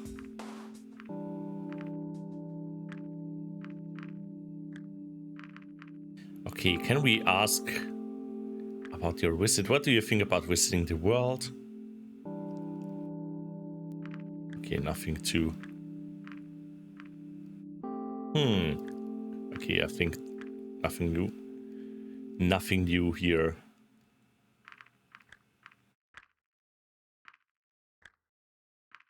Okay.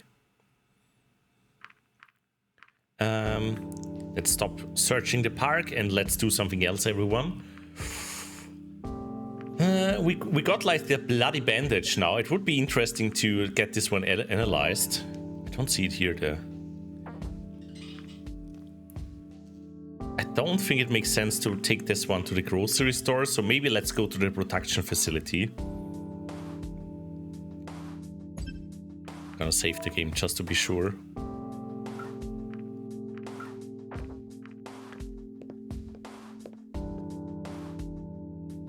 Razor was allegedly here at some point. Maybe I should ask Anna. Hello? Anybody here? It's a cute Derg! I love them. Can I help you? I was just looking for Anna. This is her lab, right? Why don't I ever get any recognition? This is my lab as much as it is hers. Either way, Anna is not here. Would that be all? Since you work here, maybe you can help me instead. Oh, of course. Your precious Anna isn't here, so you'll have to settle for me. I see how it is. That's not what I meant. Of course. Let's just get this over with. You could start by telling me who you are. Here's the short version. My name is Damien. I work in this facility and I'm unfortunate enough to live the nightmare of having to deal with Anna on a daily basis. Nice to meet you. Nice to meet you too. And you are... You don't know who I am? Of course I know who you are, but your assumption validated the point I was going to make. You see, this whole thing about you coming here has been blown out of proportion. Like it's some huge event that everyone should be celebrating. You love my squeals, thank you.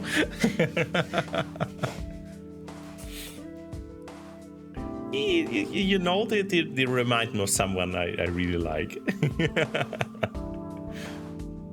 Newsflash, not everyone cares. Once both of you are gone, life will return to normal and we can all go back to what we actually should be doing. I imagine a lot of it has to do with those human myths you have. I can only reiterate, not everyone cares. What exactly did you want again?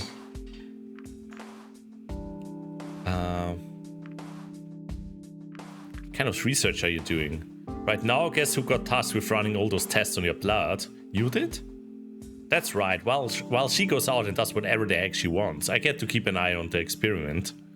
And any interesting results? Not just yet, but soon we'll know more about your body than you do. Cancer research. She thinks she can cure it, but she's out of her mind. Is that such a bad thing? The way she does it, yes, she's wasting resources that could be better spent on a project with an actual sense of success. Why do you care about that? Maybe I want to find out what kind of person she is. You might have an idea. I'll put it this way, I've known her far too long. You know anything about Razor's visits to this facility? I've seen him a few times. He would come by to ask about the progress of his generators. Heh, there was this one time when Anna told him she'd have news, but when he came over, she just wanted to run some tests on him. Did he go through with it? No, he wanted some compensation, I suppose. Nothing she could offer satisfied him, however, and that was that. Alright. Thanks for your help. Yeah. The afternoon sun hung low in the sky, and I decided it was time to report my findings to the police. A brief call to the department, and I was on my way to an appointment with Sebastian. Yeah. Let's skip ahead this part. What can we do with the bloody bandages? Anyway, you said you had some information for us, so what did you find? The bandage you found is something, alright. Of course it could be anyone's, but why would someone discard theirs in a place like that? It seems suspicious to me, and is certainly worth checking out. I'll make sure to get it gets to the right place. Ooh, okay, that's interesting. I'm not sure if there's anything special about Anna wanting Razor's blood. I mean, she's a scientist, so it's natural that she'd be interested in something like that. We'll have to talk to her about it, though. Maybe she has some more details for us. Yo, Draco Lizard! Hi! No blowing up any dragons today? Okay, I promise. I promise. In any case, thanks for your help. We really do appreciate it. You're welcome. That should be all then. Since Bryce still hasn't come back, I assume the search is still going on, and I better get out there and help him. Guess it's going to be a long day. Can you find your way back to your apartment? Of course. Alright, I'll see you later. Good luck. Alright. Finally some free time. Whatever am I going to do?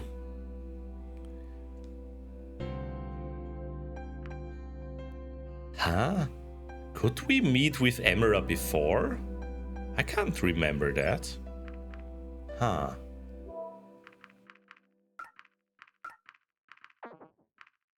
I mean, I want to meet up with Bryce, but I wonder what happens if we meet up with... let's meet up with Bryce.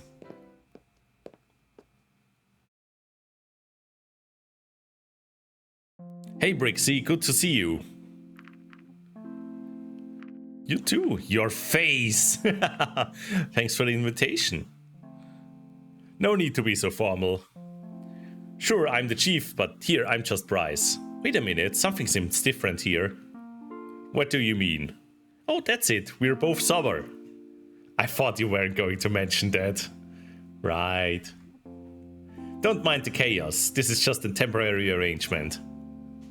He led me inside and motioned to the couch. When I took a seat and looked around, I realized that his apartment was obviously designed with only a single person in mind. Some days all you can do is be glad they are over. Long day at work? You know how it is at the police department, especially with everything going on.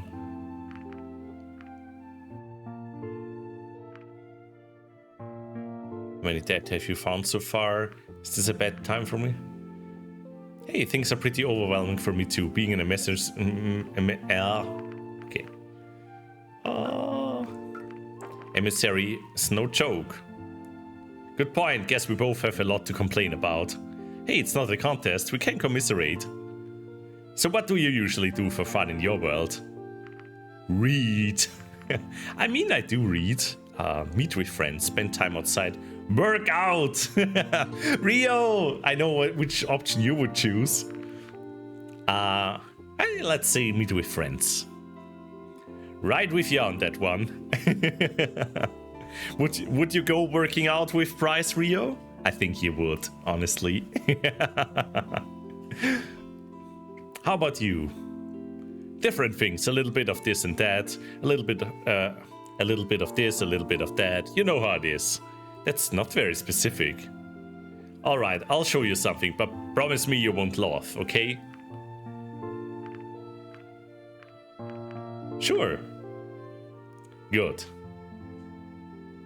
He went to a shelf on the far side of the room and picked up a long object, carrying it in his maw as he returned to the table before me and gently set it down. It was a wooden model ship. From first appearances, I guessed it was a child's first attempt at assembling a model. While the shape was recognizable, there were odd pieces jutting out or not fitting together properly. In some places, globs of dried glue remained from excessive use. Sorry, Bryce, but that's just adorable.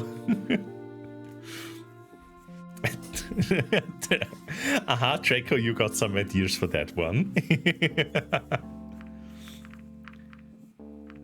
Who's Mr. Parkinson's. No! What's this? Well, you asked about my hobbies. I guess this is the latest one. Even though I try, I don't always make the best decisions. I know I'm not the most patient person, but in my line of work, you never know what they're gonna throw at you next, so you always have to be prepared. You don't have any exploitable weaknesses. Yo, Ice Thunder, welcome in. Is there any lore about my hair turning pink? Actually, there is. It is like the only kind of piece of lore that that Brixxy has. Brixxy's hair markings and mane, they change color depending on my mood. So pink stands for happy, for example, so I hooked it up every time like face tracking is recognizing that I'm grinning. Brixxy's mane goes pink. I also have like blue for sad, red for angry, peach for flirty, and surprised is yellow, and scared is green. And I think a few more that I didn't think about yet too much, but yeah, Brixxy is a colorful Derg. And thank you for the for the compliment. Flirty Brixxy. Yeah, maybe there is a flirty Brixxy.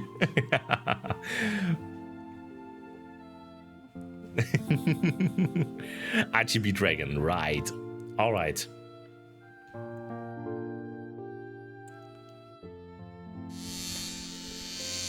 No! No! That's not fair. No more fluff. No! And of course, I want to be fit for duty. As the chief, people look up to me, so I have to be at my best at all times. We can both tell the model's not very good. I don't really have the patience or the dexterity for it. But I tried my hand at this to get better. Sure, it took me way longer than it should have, and my claws were covered in glue for a week afterwards.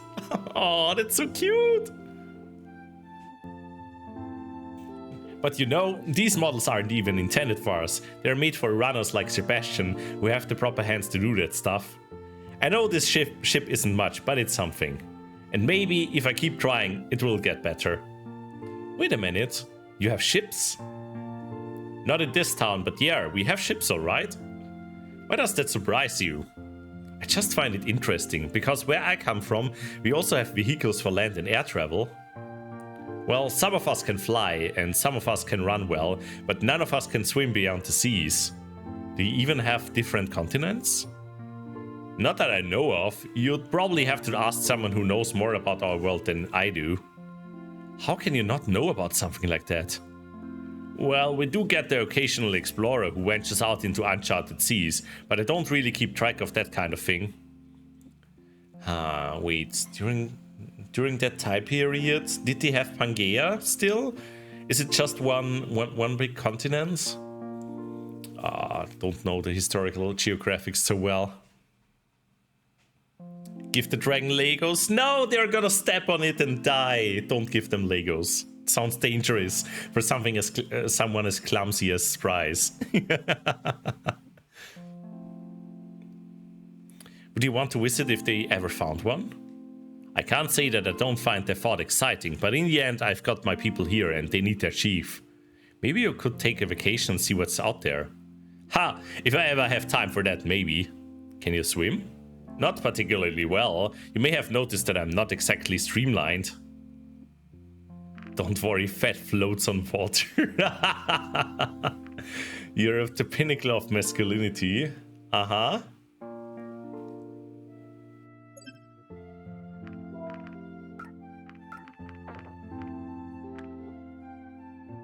Glad you think so. Oh, he likes that.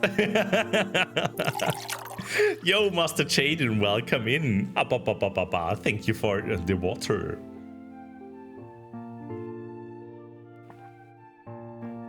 Welcome back, Sanyo. We found out that Bryce is very clumsy at putting together model ships, and apparently that he likes being told about how fit and masculine he is. Pangea was... Okay, so that's a little bit before that. I think We are like 65 million years ago, so... Eee.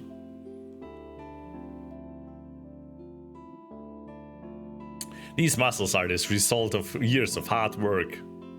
Alright, put your hand on my forearm. Oh my god. They're just like Rio. Don't you are they gonna lift me in a second? Don't you technically have 4 legs? I guess, but it's easier to say forearm than specifying the upper part of my foreleg.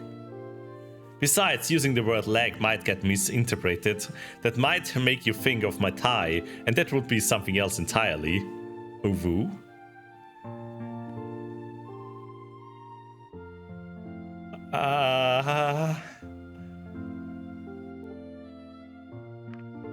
I wouldn't think of touching you there. Haha, right. I think that's going too far on the first date. You want me to do it, everyone? I mean, how probably is that this will blow up Bryce? So, oh, is that so? Well, let's just keep it on the arm for now. Okay, Remy would have said, you have to leave now. Bryce doesn't seem to mind. I mean, yeah, it is the second meeting, but oh my. Oh, let's gay. Well, let's just keep it on the arm for now. I placed my hand on the upper part of his foreleg, somewhat surprised at the warmth radiating from his scale. Oh my. I hope you're ready, because here I go. His forearm shifted, the shape of his muscles changing as they become more defined. In a moment, they were firm and bulging, his scales flaring under the stress and looking as though they might pop off at any moment. It reminded me of a flexing bodybuilder in a skin-tight lycra suit. After a few seconds, his muscles relaxed and regained their former shape. You are all very cute. See, that's what I'm talking about. Columine breasts. Didn't expect it, huh? It's too bad that all of those muscles couldn't help you when Razor got away and you got stuck on those chairs. Hey, that wasn't my fault. It was those damn chairs. Stairs. Speaking of which, this whole case has been completely insane. Us always a step behind Razor and Maverick running around trying to catch him himself. I wonder what he's been up to. Maverick? Yeah, we had an interesting conversation not too long ago. What? When exactly was that? When I went into town to check your list of places Razor had been to. How come you didn't say anything about that before? I didn't think it was anything worth mentioning. It was a pretty one-sided conversation anyway. Alright, maybe you should start from the beginning.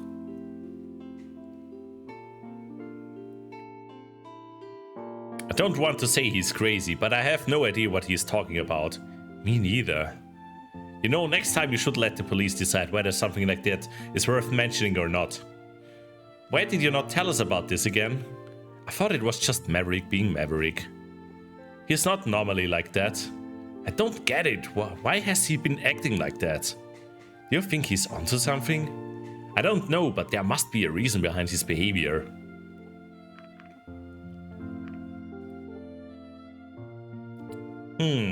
I know that Razor is a total twat, so maybe he is right about Razor.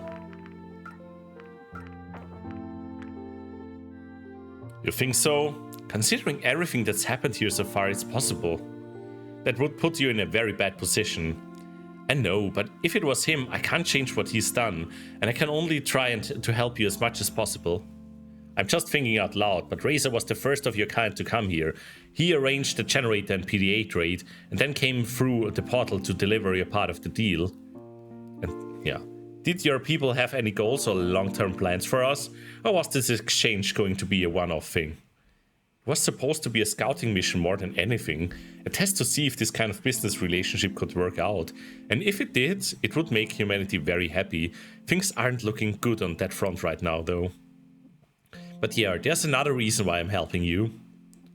However this whole thing turns out, no matter what happens, I've got your back, okay? Likewise.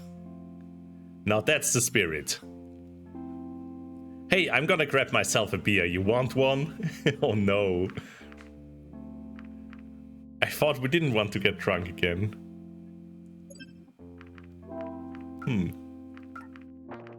Sure. Alright. Bryce got up and left through one of the doors to fetch his beer, leaving me alone in the room. Ooh. Examined the blanket. Sure. What an interesting pattern.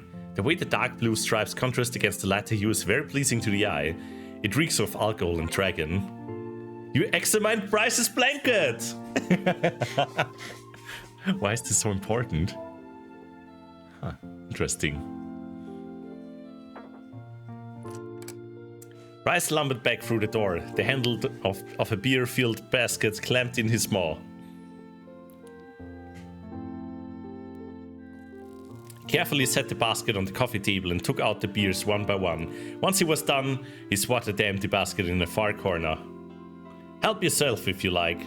Bryce's store-bought beer looked very different from what I had seen in the bar. They were presented in large plastic bowls that were sealed at the top, reminding me of a yogurt container. He broke the seal on one of the containers with his claw and proceeded to drink it noisily. Sweet, sweet nectar always does its job. Can I ask you something? Go for it. Please don't take this the wrong way, but I watched how you carried the beer. I was going to ask you how you do daily tasks like shopping, for example, but I guess those baskets are your best friends. That's just how we do things around here. Not sure why that's so special for you. That makes me wonder. I know you can use your forelegs well enough for things, but what about your hind legs? Can you walk on those? Good question. If you're talking about my species, some of us can, at least a little. But me, I probably wouldn't be able to take more than 2 steps that way. Interesting. Maybe that's something I should practice as well. It would be a good exercise in discipline. Regardless, I wouldn't be part of any competition anytime soon. You have competitions? Oh yes, each species gets their own athletic competition with a few events every other year. That sounds fun. Ever thought about joining in? It's not really my kind of thing. I mean, it's always just about who's the best and who's the strongest and who has the biggest muscle and all that, and not into that whole competitive lifestyle. Oh, thank you, Cupidity, for the stretch. And some of those events can also be a bit dangerous. One accident could be over for me as chief. That sounds rough. What kind of competitions do you have? They usually highlight the individual species' strengths and abilities. We get to do strength-based stuff. The flyers get to fly, the runners get to run, and so on. Speaking of which, it's kind of funny just how upright you are when you move. The runners lean forward and use their big tails for balance, whereas you have yours tucked into whatever that is you're wearing. Actually, we don't have tails. Are you kidding me? Not at all. Seriously, everything alive has a tail. How can you just not have one?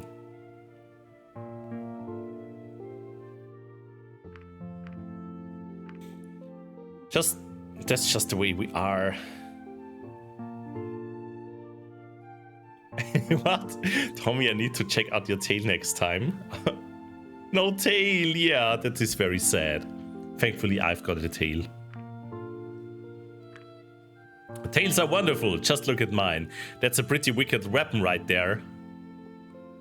And you just have nothing? Can't help it. You know what? I don't believe you.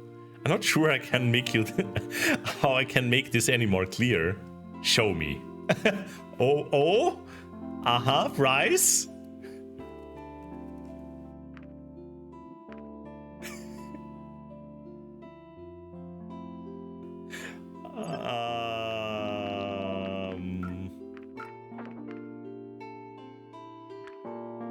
Alright, here goes nothing. I can't believe we are doing this. I can't believe it. You really don't have a tail. Told you so. Why do you cover it all up anyway? It's a human thing. We usually don't show our bodies to strangers. So friends are fine? That would be an unusual friendship. Let's just say that displaying that area would usually imply more. Is that so? Okay, so we've got tails covered. What about wings? I don't think we can call these little things on my back wings. What are they then? Articulated pieces of armor, I guess. Can you flap them? I can try. Bryce got up on all fours, crowning his body in preparation for what was to come. Oh my god.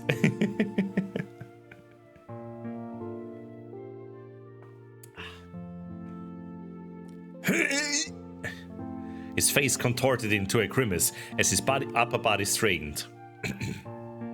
He held that pose for a few seconds, but nothing happened except for his continuous drone of effort. Then suddenly, his wings started to move. Slowly at first, they swayed up and down. They gradually picked up speed and moved with a rhythm that could rightfully be called flapping. It reminded me of the pigeons I often saw back home. After holding it for a few seconds, he breathed a sigh of relief as he relaxed and the flapping motion stopped again. A single pad of sweat rolled down the side of his face as he looked at me, panting. It didn't even take off. It was... Flap my wings? Yeah, that was certainly a first. Too bad they don't have any flapping competitions for my species. That was exhausting, just the right time for a beer.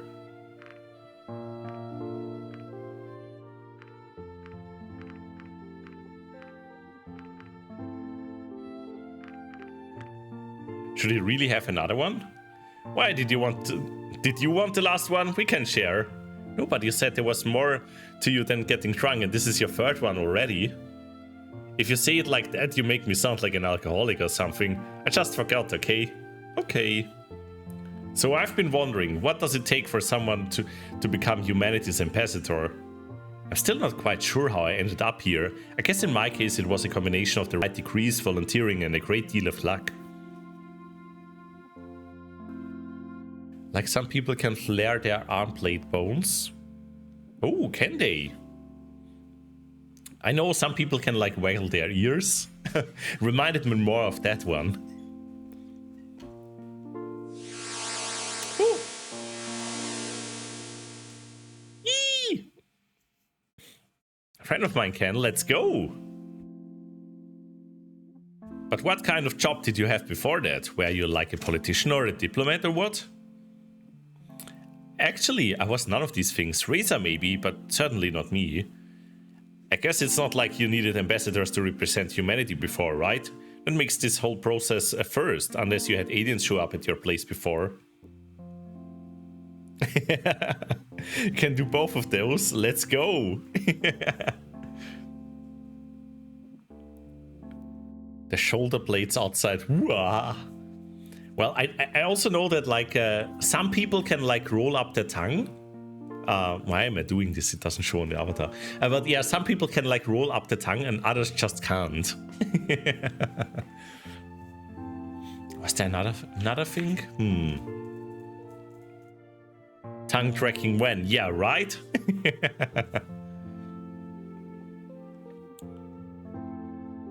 It's funny that you say that, because for a while there was actually a speculation that you were aliens. Well, it's not like we fly around in spaceships or anything.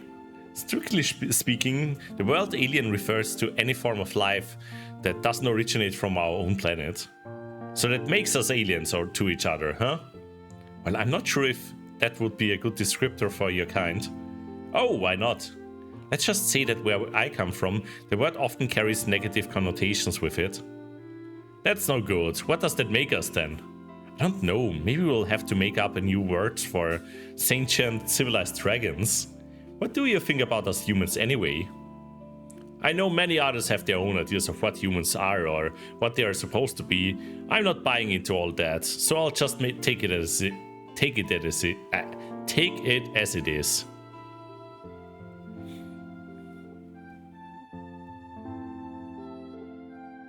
Let's just call them Derg. I'm up for that.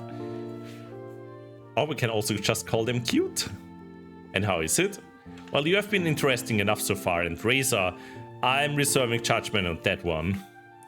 It's so funny to see people talking about humans all the time and what your presence could mean. Well, I'm one of the few who has actually gotten to meet you and knows what you are like. And people still don't know about Razor.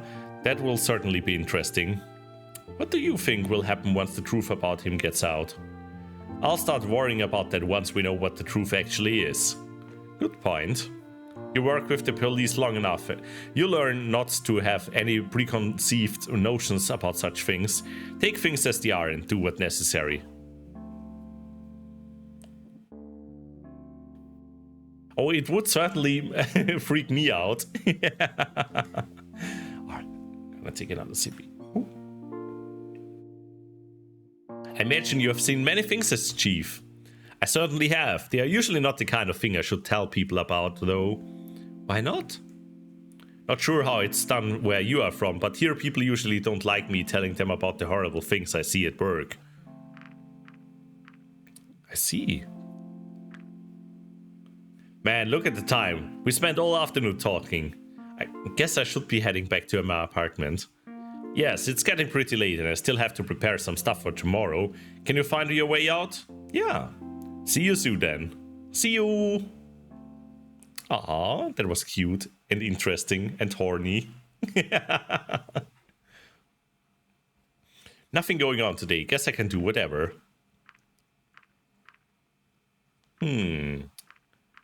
So, should we meet up with Lauren then? Don't worry, we will come back to Bryce. I want to learn more about him. Okay, I think we're gonna meet up with Lauren. Those are the two we're gonna focus about. And it appears like we have 2 chances to meet up with Anna. So meeting up with Anna the next time, maybe the next playthrough, could be interesting. Maybe we can save her. There you are, come in. Let's see how are things going. Sure. Honestly, I can't believe you agreed to do this again. It's my pleasure. Now that I've had a chance to work through everything from last time, we can do some real work. Sounds great. I did a staggering amount of research on mythical humans. Here, let me show you some of the stuff I found. Sure. We sat down at the coffee table. Lauren opened up a laptop and started to type away. Seeing the laptop brought back memories. In our world, they had become obsolete a long time ago. Before I show you these images, I should probably tell you that some of them are really weird. Just don't take them the wrong way. You already told me about the 4-headed human, so I think I can handle this. Alright. Oh my, creature!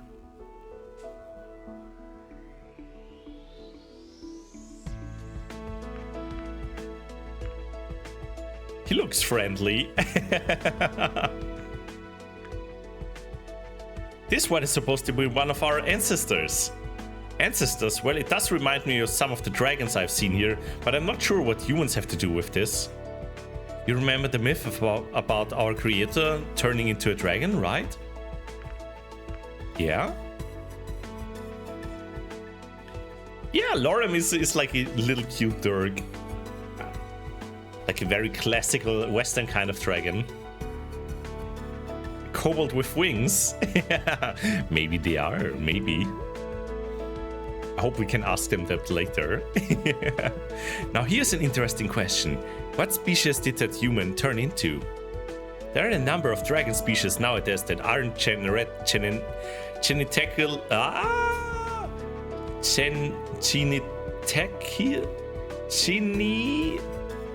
Genetically? Oh my god, that word! Well, compatible with each other. Did the human choose one of them? Did they perhaps procreate? A shared ancestor is one option. This would mean that the different species split after the human's involvement in our creation. If human DNA was involved in some way, this might explain how our different species came to be. Take a fair ancestors of ours and apply various amounts of human DNA. The result would be a number of different species, each with a different amount of resemblance to humans. I know, I'm not very good at spelling difficult English words. Interesting. Now it has been said that an upright stance and being able to walk on two legs is a more human trait.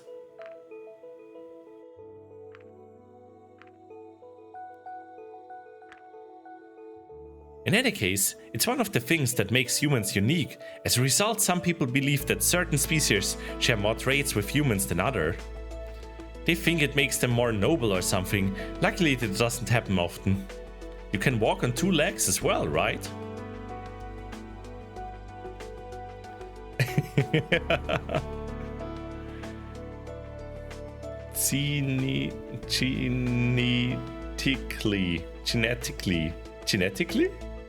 Genetically?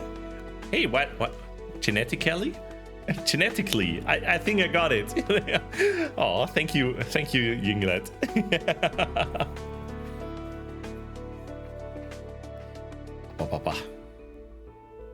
So this means that you can breed with the dragons.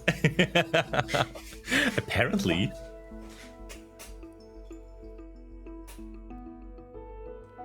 I mean, that is a great combination, Sanyo. The only thing missing is fluff, though. Sure, in this theory of shared human DNA, this puts me somewhere in the middle, since I still have wings and horns. I can see that. Here, look at this one. Oh my god! That looks scary.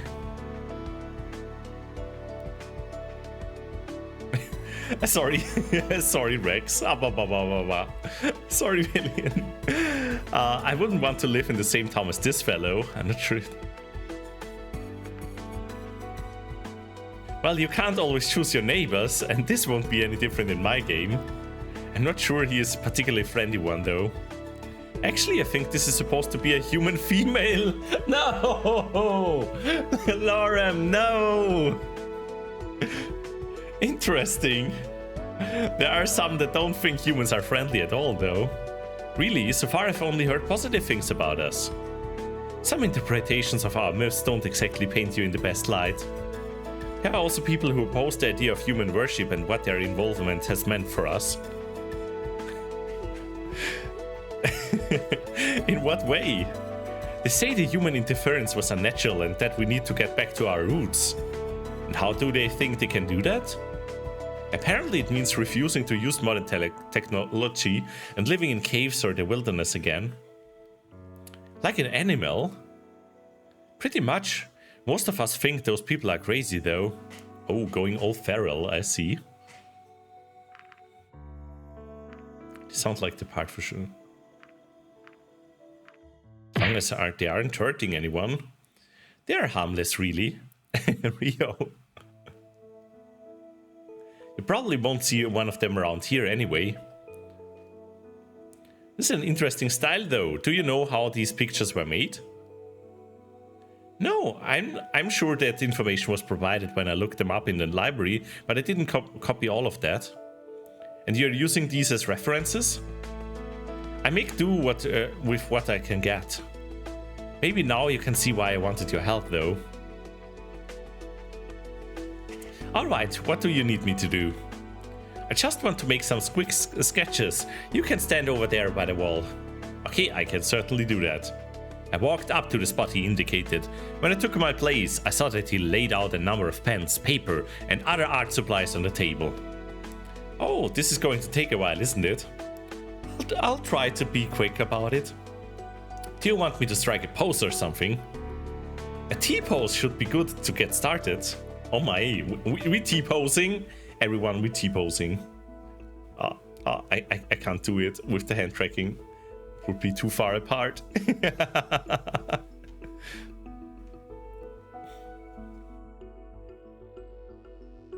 Interesting to know about the T-pose though. What's that? Oh no, Brixxy doesn't know about that. Just point your arms sideways so you look like a giant T. Oh, I get it. Raising my arms to the sides, I wondered how long this would take. Great, now try to stay as still as possible. I'm already regretting this. Can I still talk? Sure, as long as you don't talk with your arms. As I wasn't allowed to move my head, I stared at Lauren sketching my figure. This went on for a few minutes until I suddenly heard the sound of a door opening. Yo! Aww, cute noodle Derg. Aww, they're very cute. We only saw them very shortly as a witness, I think, later in the game. Ryoki is numbing me. I don't know if I should be happy or scared about it. Why not both? Hey, Lauren. Oh, right, the human was going to visit today. I totally forgot about that. You don't mind if I take a seat, right? You just want to study Brixxy. Like you aren't doing that right now. Besides, this room is mine as much as it's yours. I'll just watch and be quiet. I thought you had experiments to run. And they are running. I'd rather not be confined to my tiny room for the next 2 hours, staring at the ceiling and waiting for them to finish. But no experiments on Brixxy. Yes, I'll just sit here and maybe take a few notes. Ah, I'm sorry, Brixxy. This is my roommate and long-time best friend Ipsum. Lorem Ipsum. Are there also Dola Set Amet, Concertatere, and how does it go on? Filler text.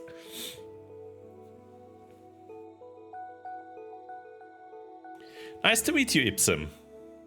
His scientific bluntness may be off-putting, so please bear with him. Speak for yourself. So much for those two being best friends. Did I miss something there? Okay. Lorm returned to his drawing, the silence only being interrupted by the strokes of his pen. Something interesting happened at work today. Did they finally figure out it was you who was playing all those pranks? No, they'll never catch me. I was talking with a colleague about the humans here and I offhandedly mentioned that Brixxy was going to come over. I don't like where this is going.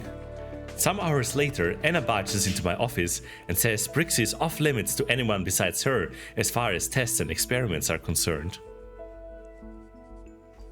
The bacon Ipsum.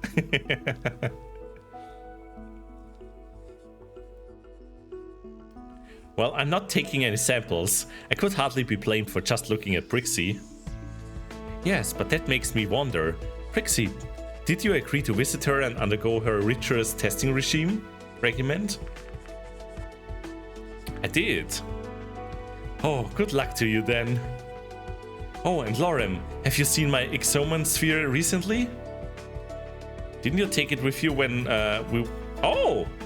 Didn't you take it with you when we went to the park the other day? Yes, I did. Well, that's the last time I saw it. I must have lost it then. I already searched the whole apartment.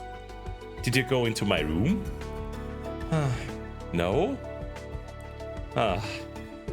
Maybe someone found it.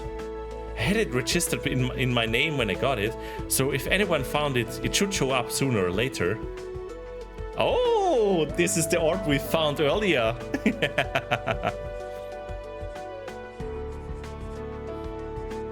I remembered the sphere that I had found in the park. I dug into my pocket to show it to them.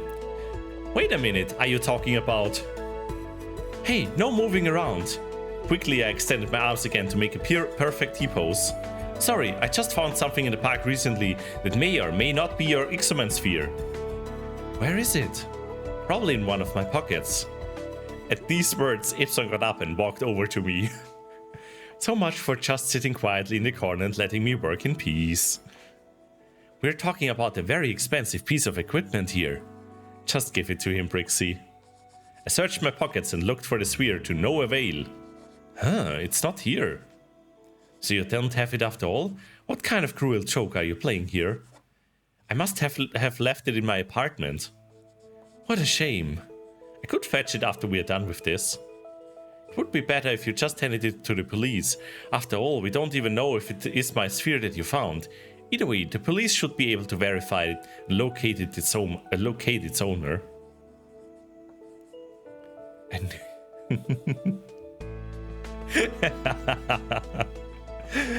what is an Exoman sphere anyway? It's just a glorified toy for grown-ups, really. You have no idea what you're talking about. An Exoman sphere is a very sophisticated tool with a countless number of uses. Like what? It can levitate and follow you around, take photos. You can even use it as a calculator, making it a glorified toy for grown-ups. I use it for my experiments. Well, if they can take photos, I wouldn't need to stand around like this. That is, if we had it here right now. This is a great companion for all situations in life. It's much easier to draw from a live model than from a photo, though. Easier for you, maybe. Yeah, it sounds like a smartphone. I hope this doesn't take much longer, because my arms went numb a while ago. Yeah, I think you can relax for now. I'm nearly done with this one. A tingling sensation went up my arms as I relaxed. Slowly I began to regain my feelings in them. Alright, now turn around. I thought we were done already. Not unless we want our humans to lack a backside.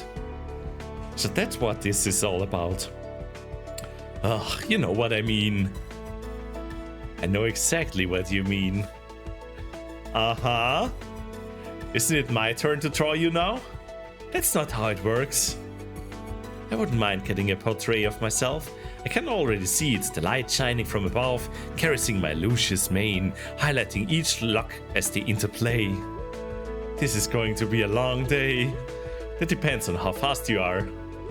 As I now was facing the wall, I couldn't see what Lauren and Ibsen were doing.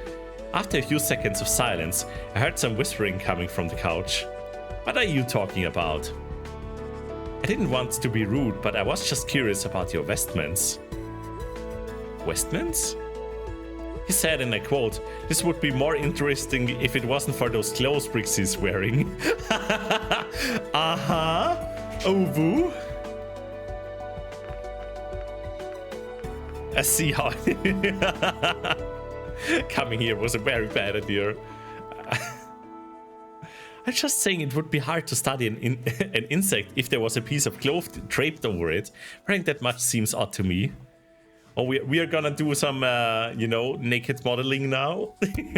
Like in those art classes. If humans wear clothes like this, it's only appropriate to depict them as such.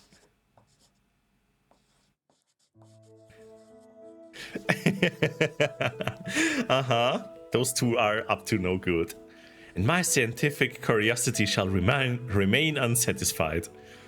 No, we already showed one dragon our butts today. It doesn't have to be two immediately. Because Brixxy is not here to do that, and you would get in big trouble with Anna. We actually have a pretty big variety of vestments. I could tell you about it. Sounds good, but not right now. I have to finish this up first. All right. It sounds like a fun group of couple of friends to hang around with. Yeah, Steel.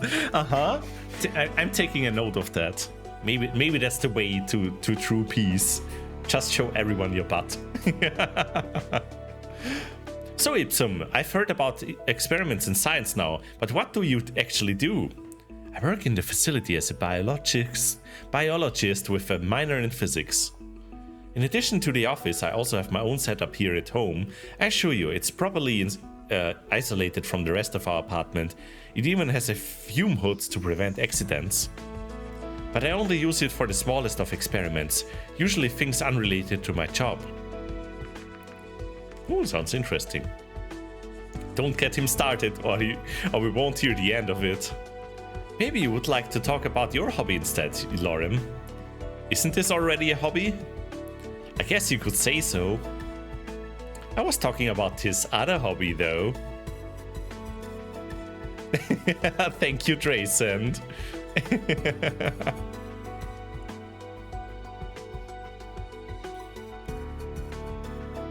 Oh my, Draco.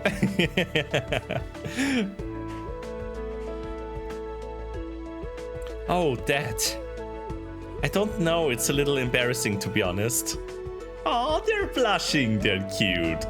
There's no need to be embarrassed about your hobbies. He likes flowers. Once he made a crown out of daisies, cutest thing in the world. Don't listen to him, as usual he only tells half the story. What's the other half then? I have an extensive love for botany. The fern he keeps in his room must be the happiest plant alive. I find gardening to be very relaxing, especially when the birds are singing in the morning. It's so nice to go out there with a nice cup of tea and work in the garden of our apartment building.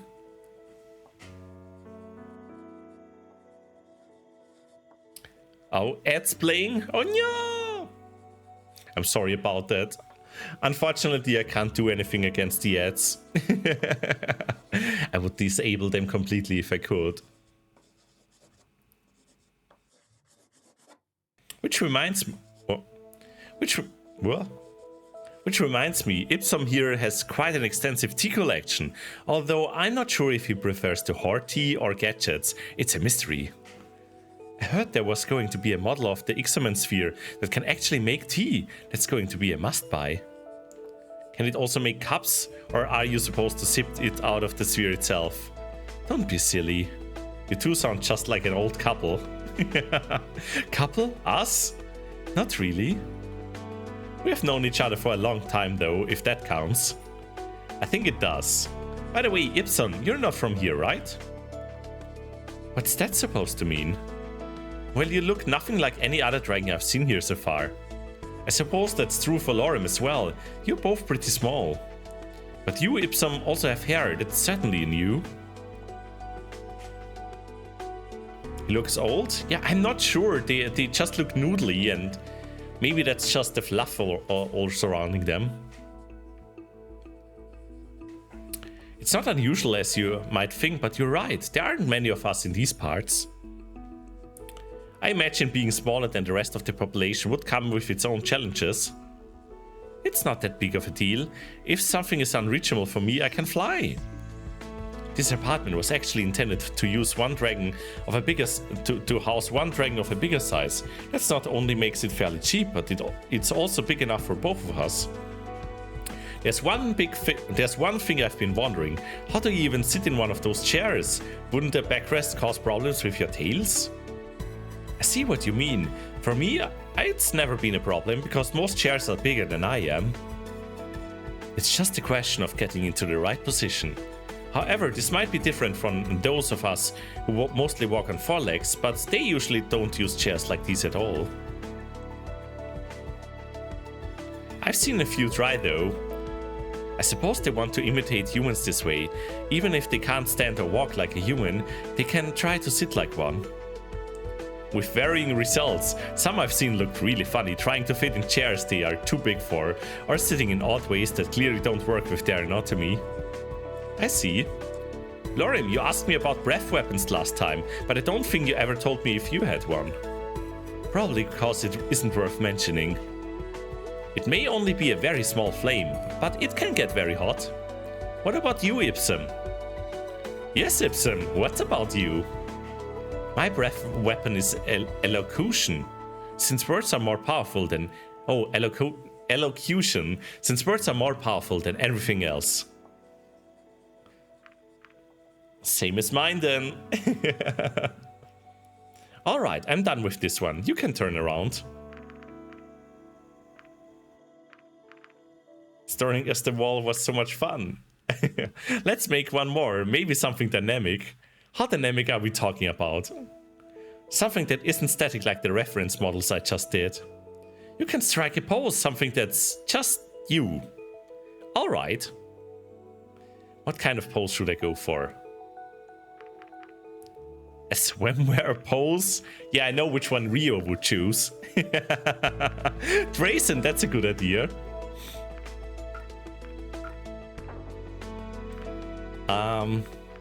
Let's try a thoughtful pose.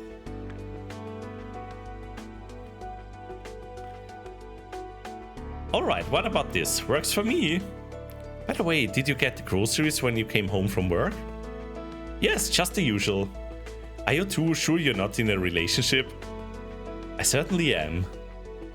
Actually, Ipson is deeply in love with his home laboratory. Oh, really? I'm not even going to deny that. When I'm not working on something at the office, I do so here. What are you currently working on? I've been looking into the physics of teleportation. You're talking about the portal, right?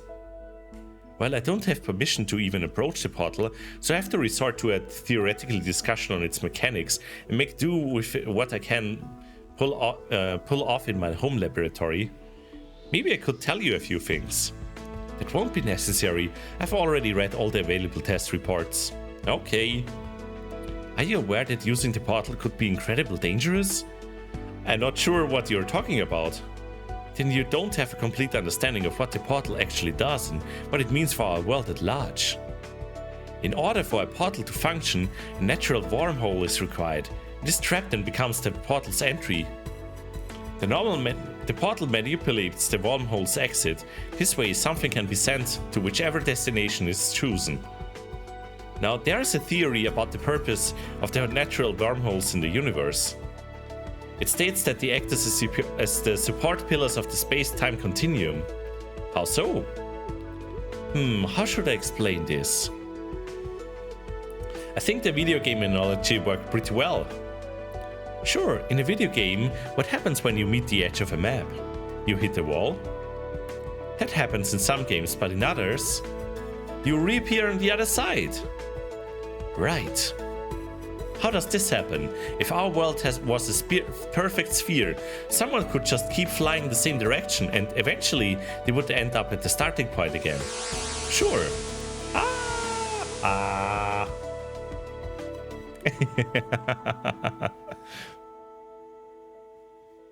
Also, for those who don't know, all the scans are actually available on the Discord server in the scans channel. If you ever see one you particularly like, you can find them there.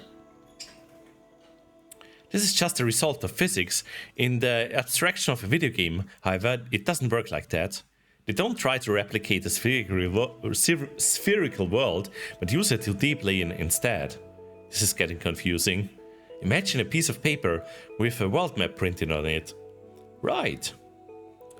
While it shows the entirety of the world, it's still just a simple flat piece of paper rather than a sphere, right? Sure. Let us assume that in a game our world map looks like that. Now what happens when we approach the edge and walk over it is that we are teleported to the other side. Okay. This doesn't actually make the game world a sphere, but rather a torus. Yeah, it's a donut. Let's go.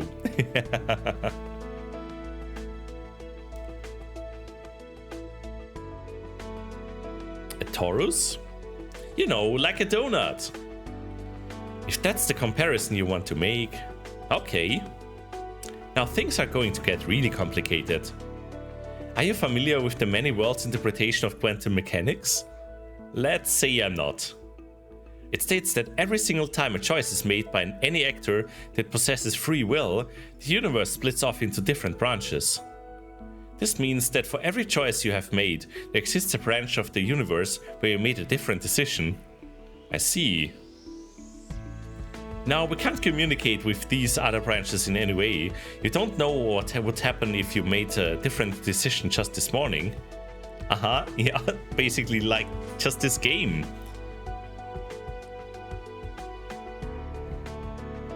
You could make an educated guess, but the only person who truly knows what would happen is that alternate you who has made the decision and is living its consequences. Oh my god, it really is us. That is, unless we could communicate with those other branches. However, there is a barrier that prevents us from doing that. This barrier is made up of wormholes. How does that work? It is very similar to the torus world model that is used in the games. As we approach the edge of our own world, the barrier causes us to end up on the other side instead. Does that mean we get teleported to the other side like in video games? Not necessarily. It would be just as correct to assume that our universe is shaped like the torus. So which is it then? Do we get teleported or not? That depends on how you look at the wormhole's function. Imagine this sheet of paper is the entirety of our world. Thank you for the hydrate, Cupidity. This is getting very scientific. And the stretch as well. Up. He took a sheet of paper from Lauren's stack and showed it to me, marking a spot near the edge with a pen. And this is where you live. Unfortunately, your workplace is here on the other side. Yo, orange hoodie, let's go! He drew an X close to the right edge of the paper. If that world was flat, this would be very unfortunate. However, if the world was a torus, the left and right edges would be connected. You could take the shorter route to work by going over the edge. Now let's say that this is the only possible is only possible because wormholes connect these two edges together. If you happen to be right at the very edge and look beyond, everything would look perfectly fine for you. Given that these wormholes stay in their place, you would never know that the world is actually flat and that you can only travel to the other side because the wormholes connect the edges. You would think that the world is a torus, right? However, what if the wormholes don't exactly bring you to the other side by teleporting you, but instead just bend the paper into the torus shape and hold the edges together? If these wormholes failed or were displaced, the paper would unfold, throwing the world in disarray. That's what the wormholes and the barrier actually do. They are what hold everything together. So they're really more like glue. If it wasn't for them, the overall construct world would collapse on itself. What construct? The entirety of space-time. Now, if these theories are true, that would mean using a portal damages the barrier. Each time the portal is activated, the wormhole used for the teleportation is displaced, leaving a small gap where it used to be. Do this too often and the overall system will destabilize eventually.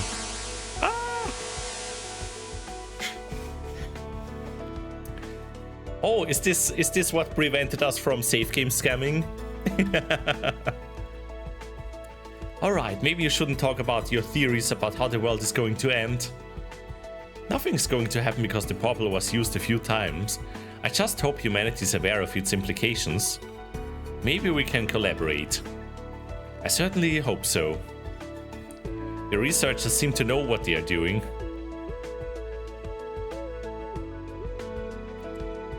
I just wish I could be a part of it. With everything that's going on, the future looks incredibly exciting. What do you think is going to happen, Ibsen? Now you'll get him started. Don't say I didn't warn him. I didn't warn you. The knowledge contained within your PDAs could propel innovation forward by unseen lengths, meaning a lot more experiments for you to do, which would be terribly exciting. Personally, I'm more interested in the social implications. What do you mean? I don't expect there to just be a back and forth of ambassadors forever. Are you talking about colonies? Oh, I bet Lauren would jump at the opportunity to live in the human world. I'm not sure if that would be a good idea. Why not? Obviously, such an endeavor would need a lot of preparations. We would need to learn about the culture and adjust appropriately. I expect we'd send an ambassador over there long before that will happen though. We hardly know anything about their world. Everything's still up in the air as far as diplomatic relations go. We have no idea what the situation could be like in just a week. Yes, and it's also incredibly exciting. Don't get too excited though, or else you're going to ruin your drawing.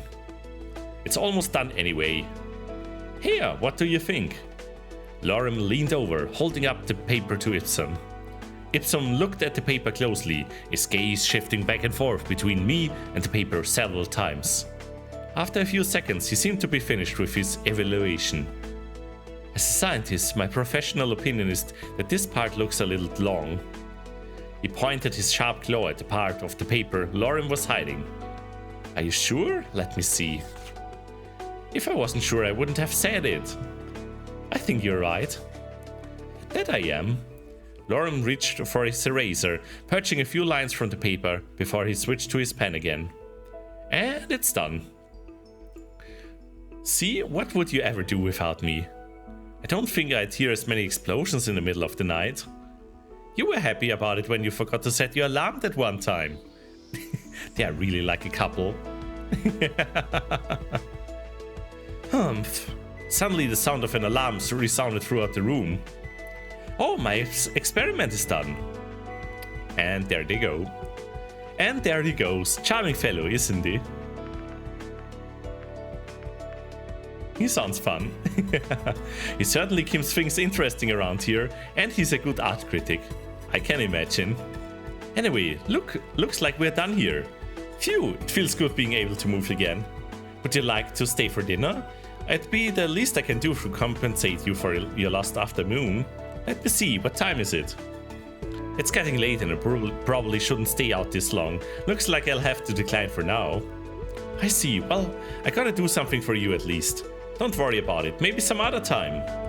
If you say so. Thanks for doing this at any rate. It's been a huge help. Yeah, I know, don't worry about it, really.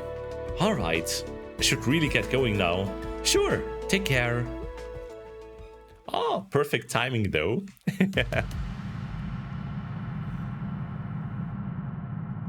Leadership? Hey, that's a different card.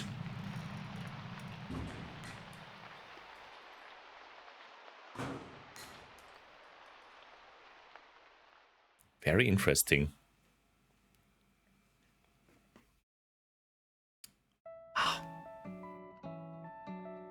All right. But we are gonna save here at this point.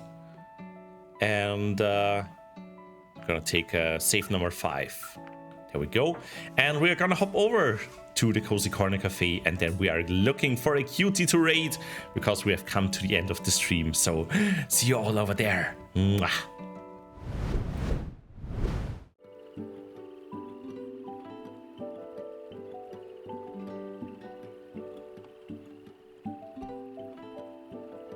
Servus.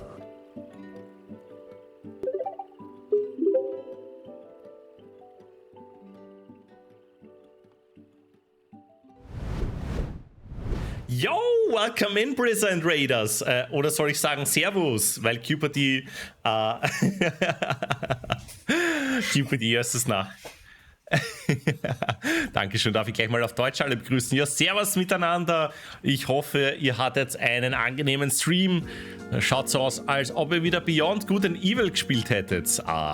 Ich hoffe, es war schön. Ich hoffe, ihr hattet viel Spaß. Und ja, welcome in. Wir haben viel Spaß gehabt und haben heute einen Drachen geküsst. Oh my. Außerdem haben wir einen Drachen unseren Hintern gezeigt und es hat ihm getaugt. Abgesehen davon hoffe ich, dass ich gleich wieder auf Englisch reden kann. There we go. But yeah, welcome in, Brixxy. Welcome in, Raiders. I hope you had a lovely stream with Beyond Good and Evil. Everyone, check out that cute bird, who is also a lovely, lovely friend of mine. Yeah. And for everyone who doesn't know me, I'm Brixxy Brightmane, Fluffy Dragon at heart from Austria, and today we were playing Angels with Scaly Wings. We're just close to the end here, just at the Cozy Corner Cafe, talking about what happened today. And let me just say, we smooched the Derg today, and it was really cute. And we also showed another Derg our butt, I guess. But yeah, it was a lovely, lovely time. I certainly enjoyed it quite a lot today. Even though we got a bad ending, I didn't enjoy that part. I still feel so sorry for them. But yeah, I think we are on a better track today on our third playthrough, where we have been like hanging out with Bryce and Lorem. And I just checked the status before I stopped the game, and it seems like everyone was still alive. And also, yeah, everyone's relationship was good. And interesting to see like how the cards change on for each day depending on what you're doing. So it seems like hanging out with Price somehow helped. Or maybe hanging out with Lorem helps too, so not sure. Also Zech, welcome in.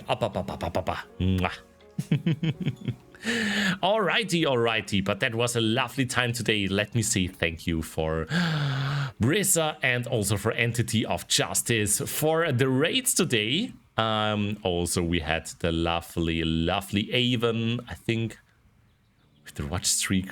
Wait, let me scroll down. And we had the lovely Pebbles with the resub. We had Frankie with the pitties. We had Sochi with the pitties. We had Rex with the resub. We also had Frankie and Sanyo with the resubs. And yeah, I think that's it for today. And I can't wait to continue this game. So I'll be back next week with this game as well. Don't expect me to end this anytime soon until we get the perfect ending. But yeah, as for this week, we are gonna continue tomorrow in Elden Ring together with Ryoku a little bit earlier in the afternoon. So check out for example, some other cuties if you wanna watch them as well. For example, we have the lovely MDL as well, or who else was here today? We have the lovely Byler. Many cuties here that I'm just spotting here on my little display. But yeah, tomorrow Elden Ring with Ryoku. Tune in if you want to see the two Dergs battling big dragons and other scary monsters. Other than that, I hope you're gonna have a lovely rest of your day, and I'm gonna look for someone to raid now. So let's see who is streaming. Oh, I see. Okay. What are we feeling to today? Not many people streaming right now. I see Tikri. They are playing some Warhammer 40k Space Marine 2. I know some of you like that universe a lot, maybe even drawing some minifigurines.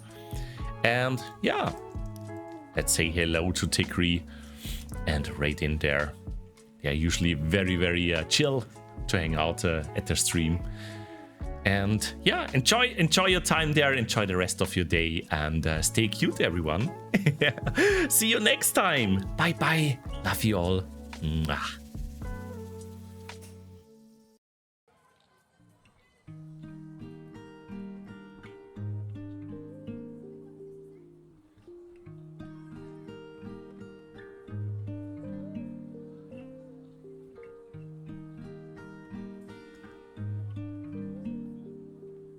Bow, bow, bow.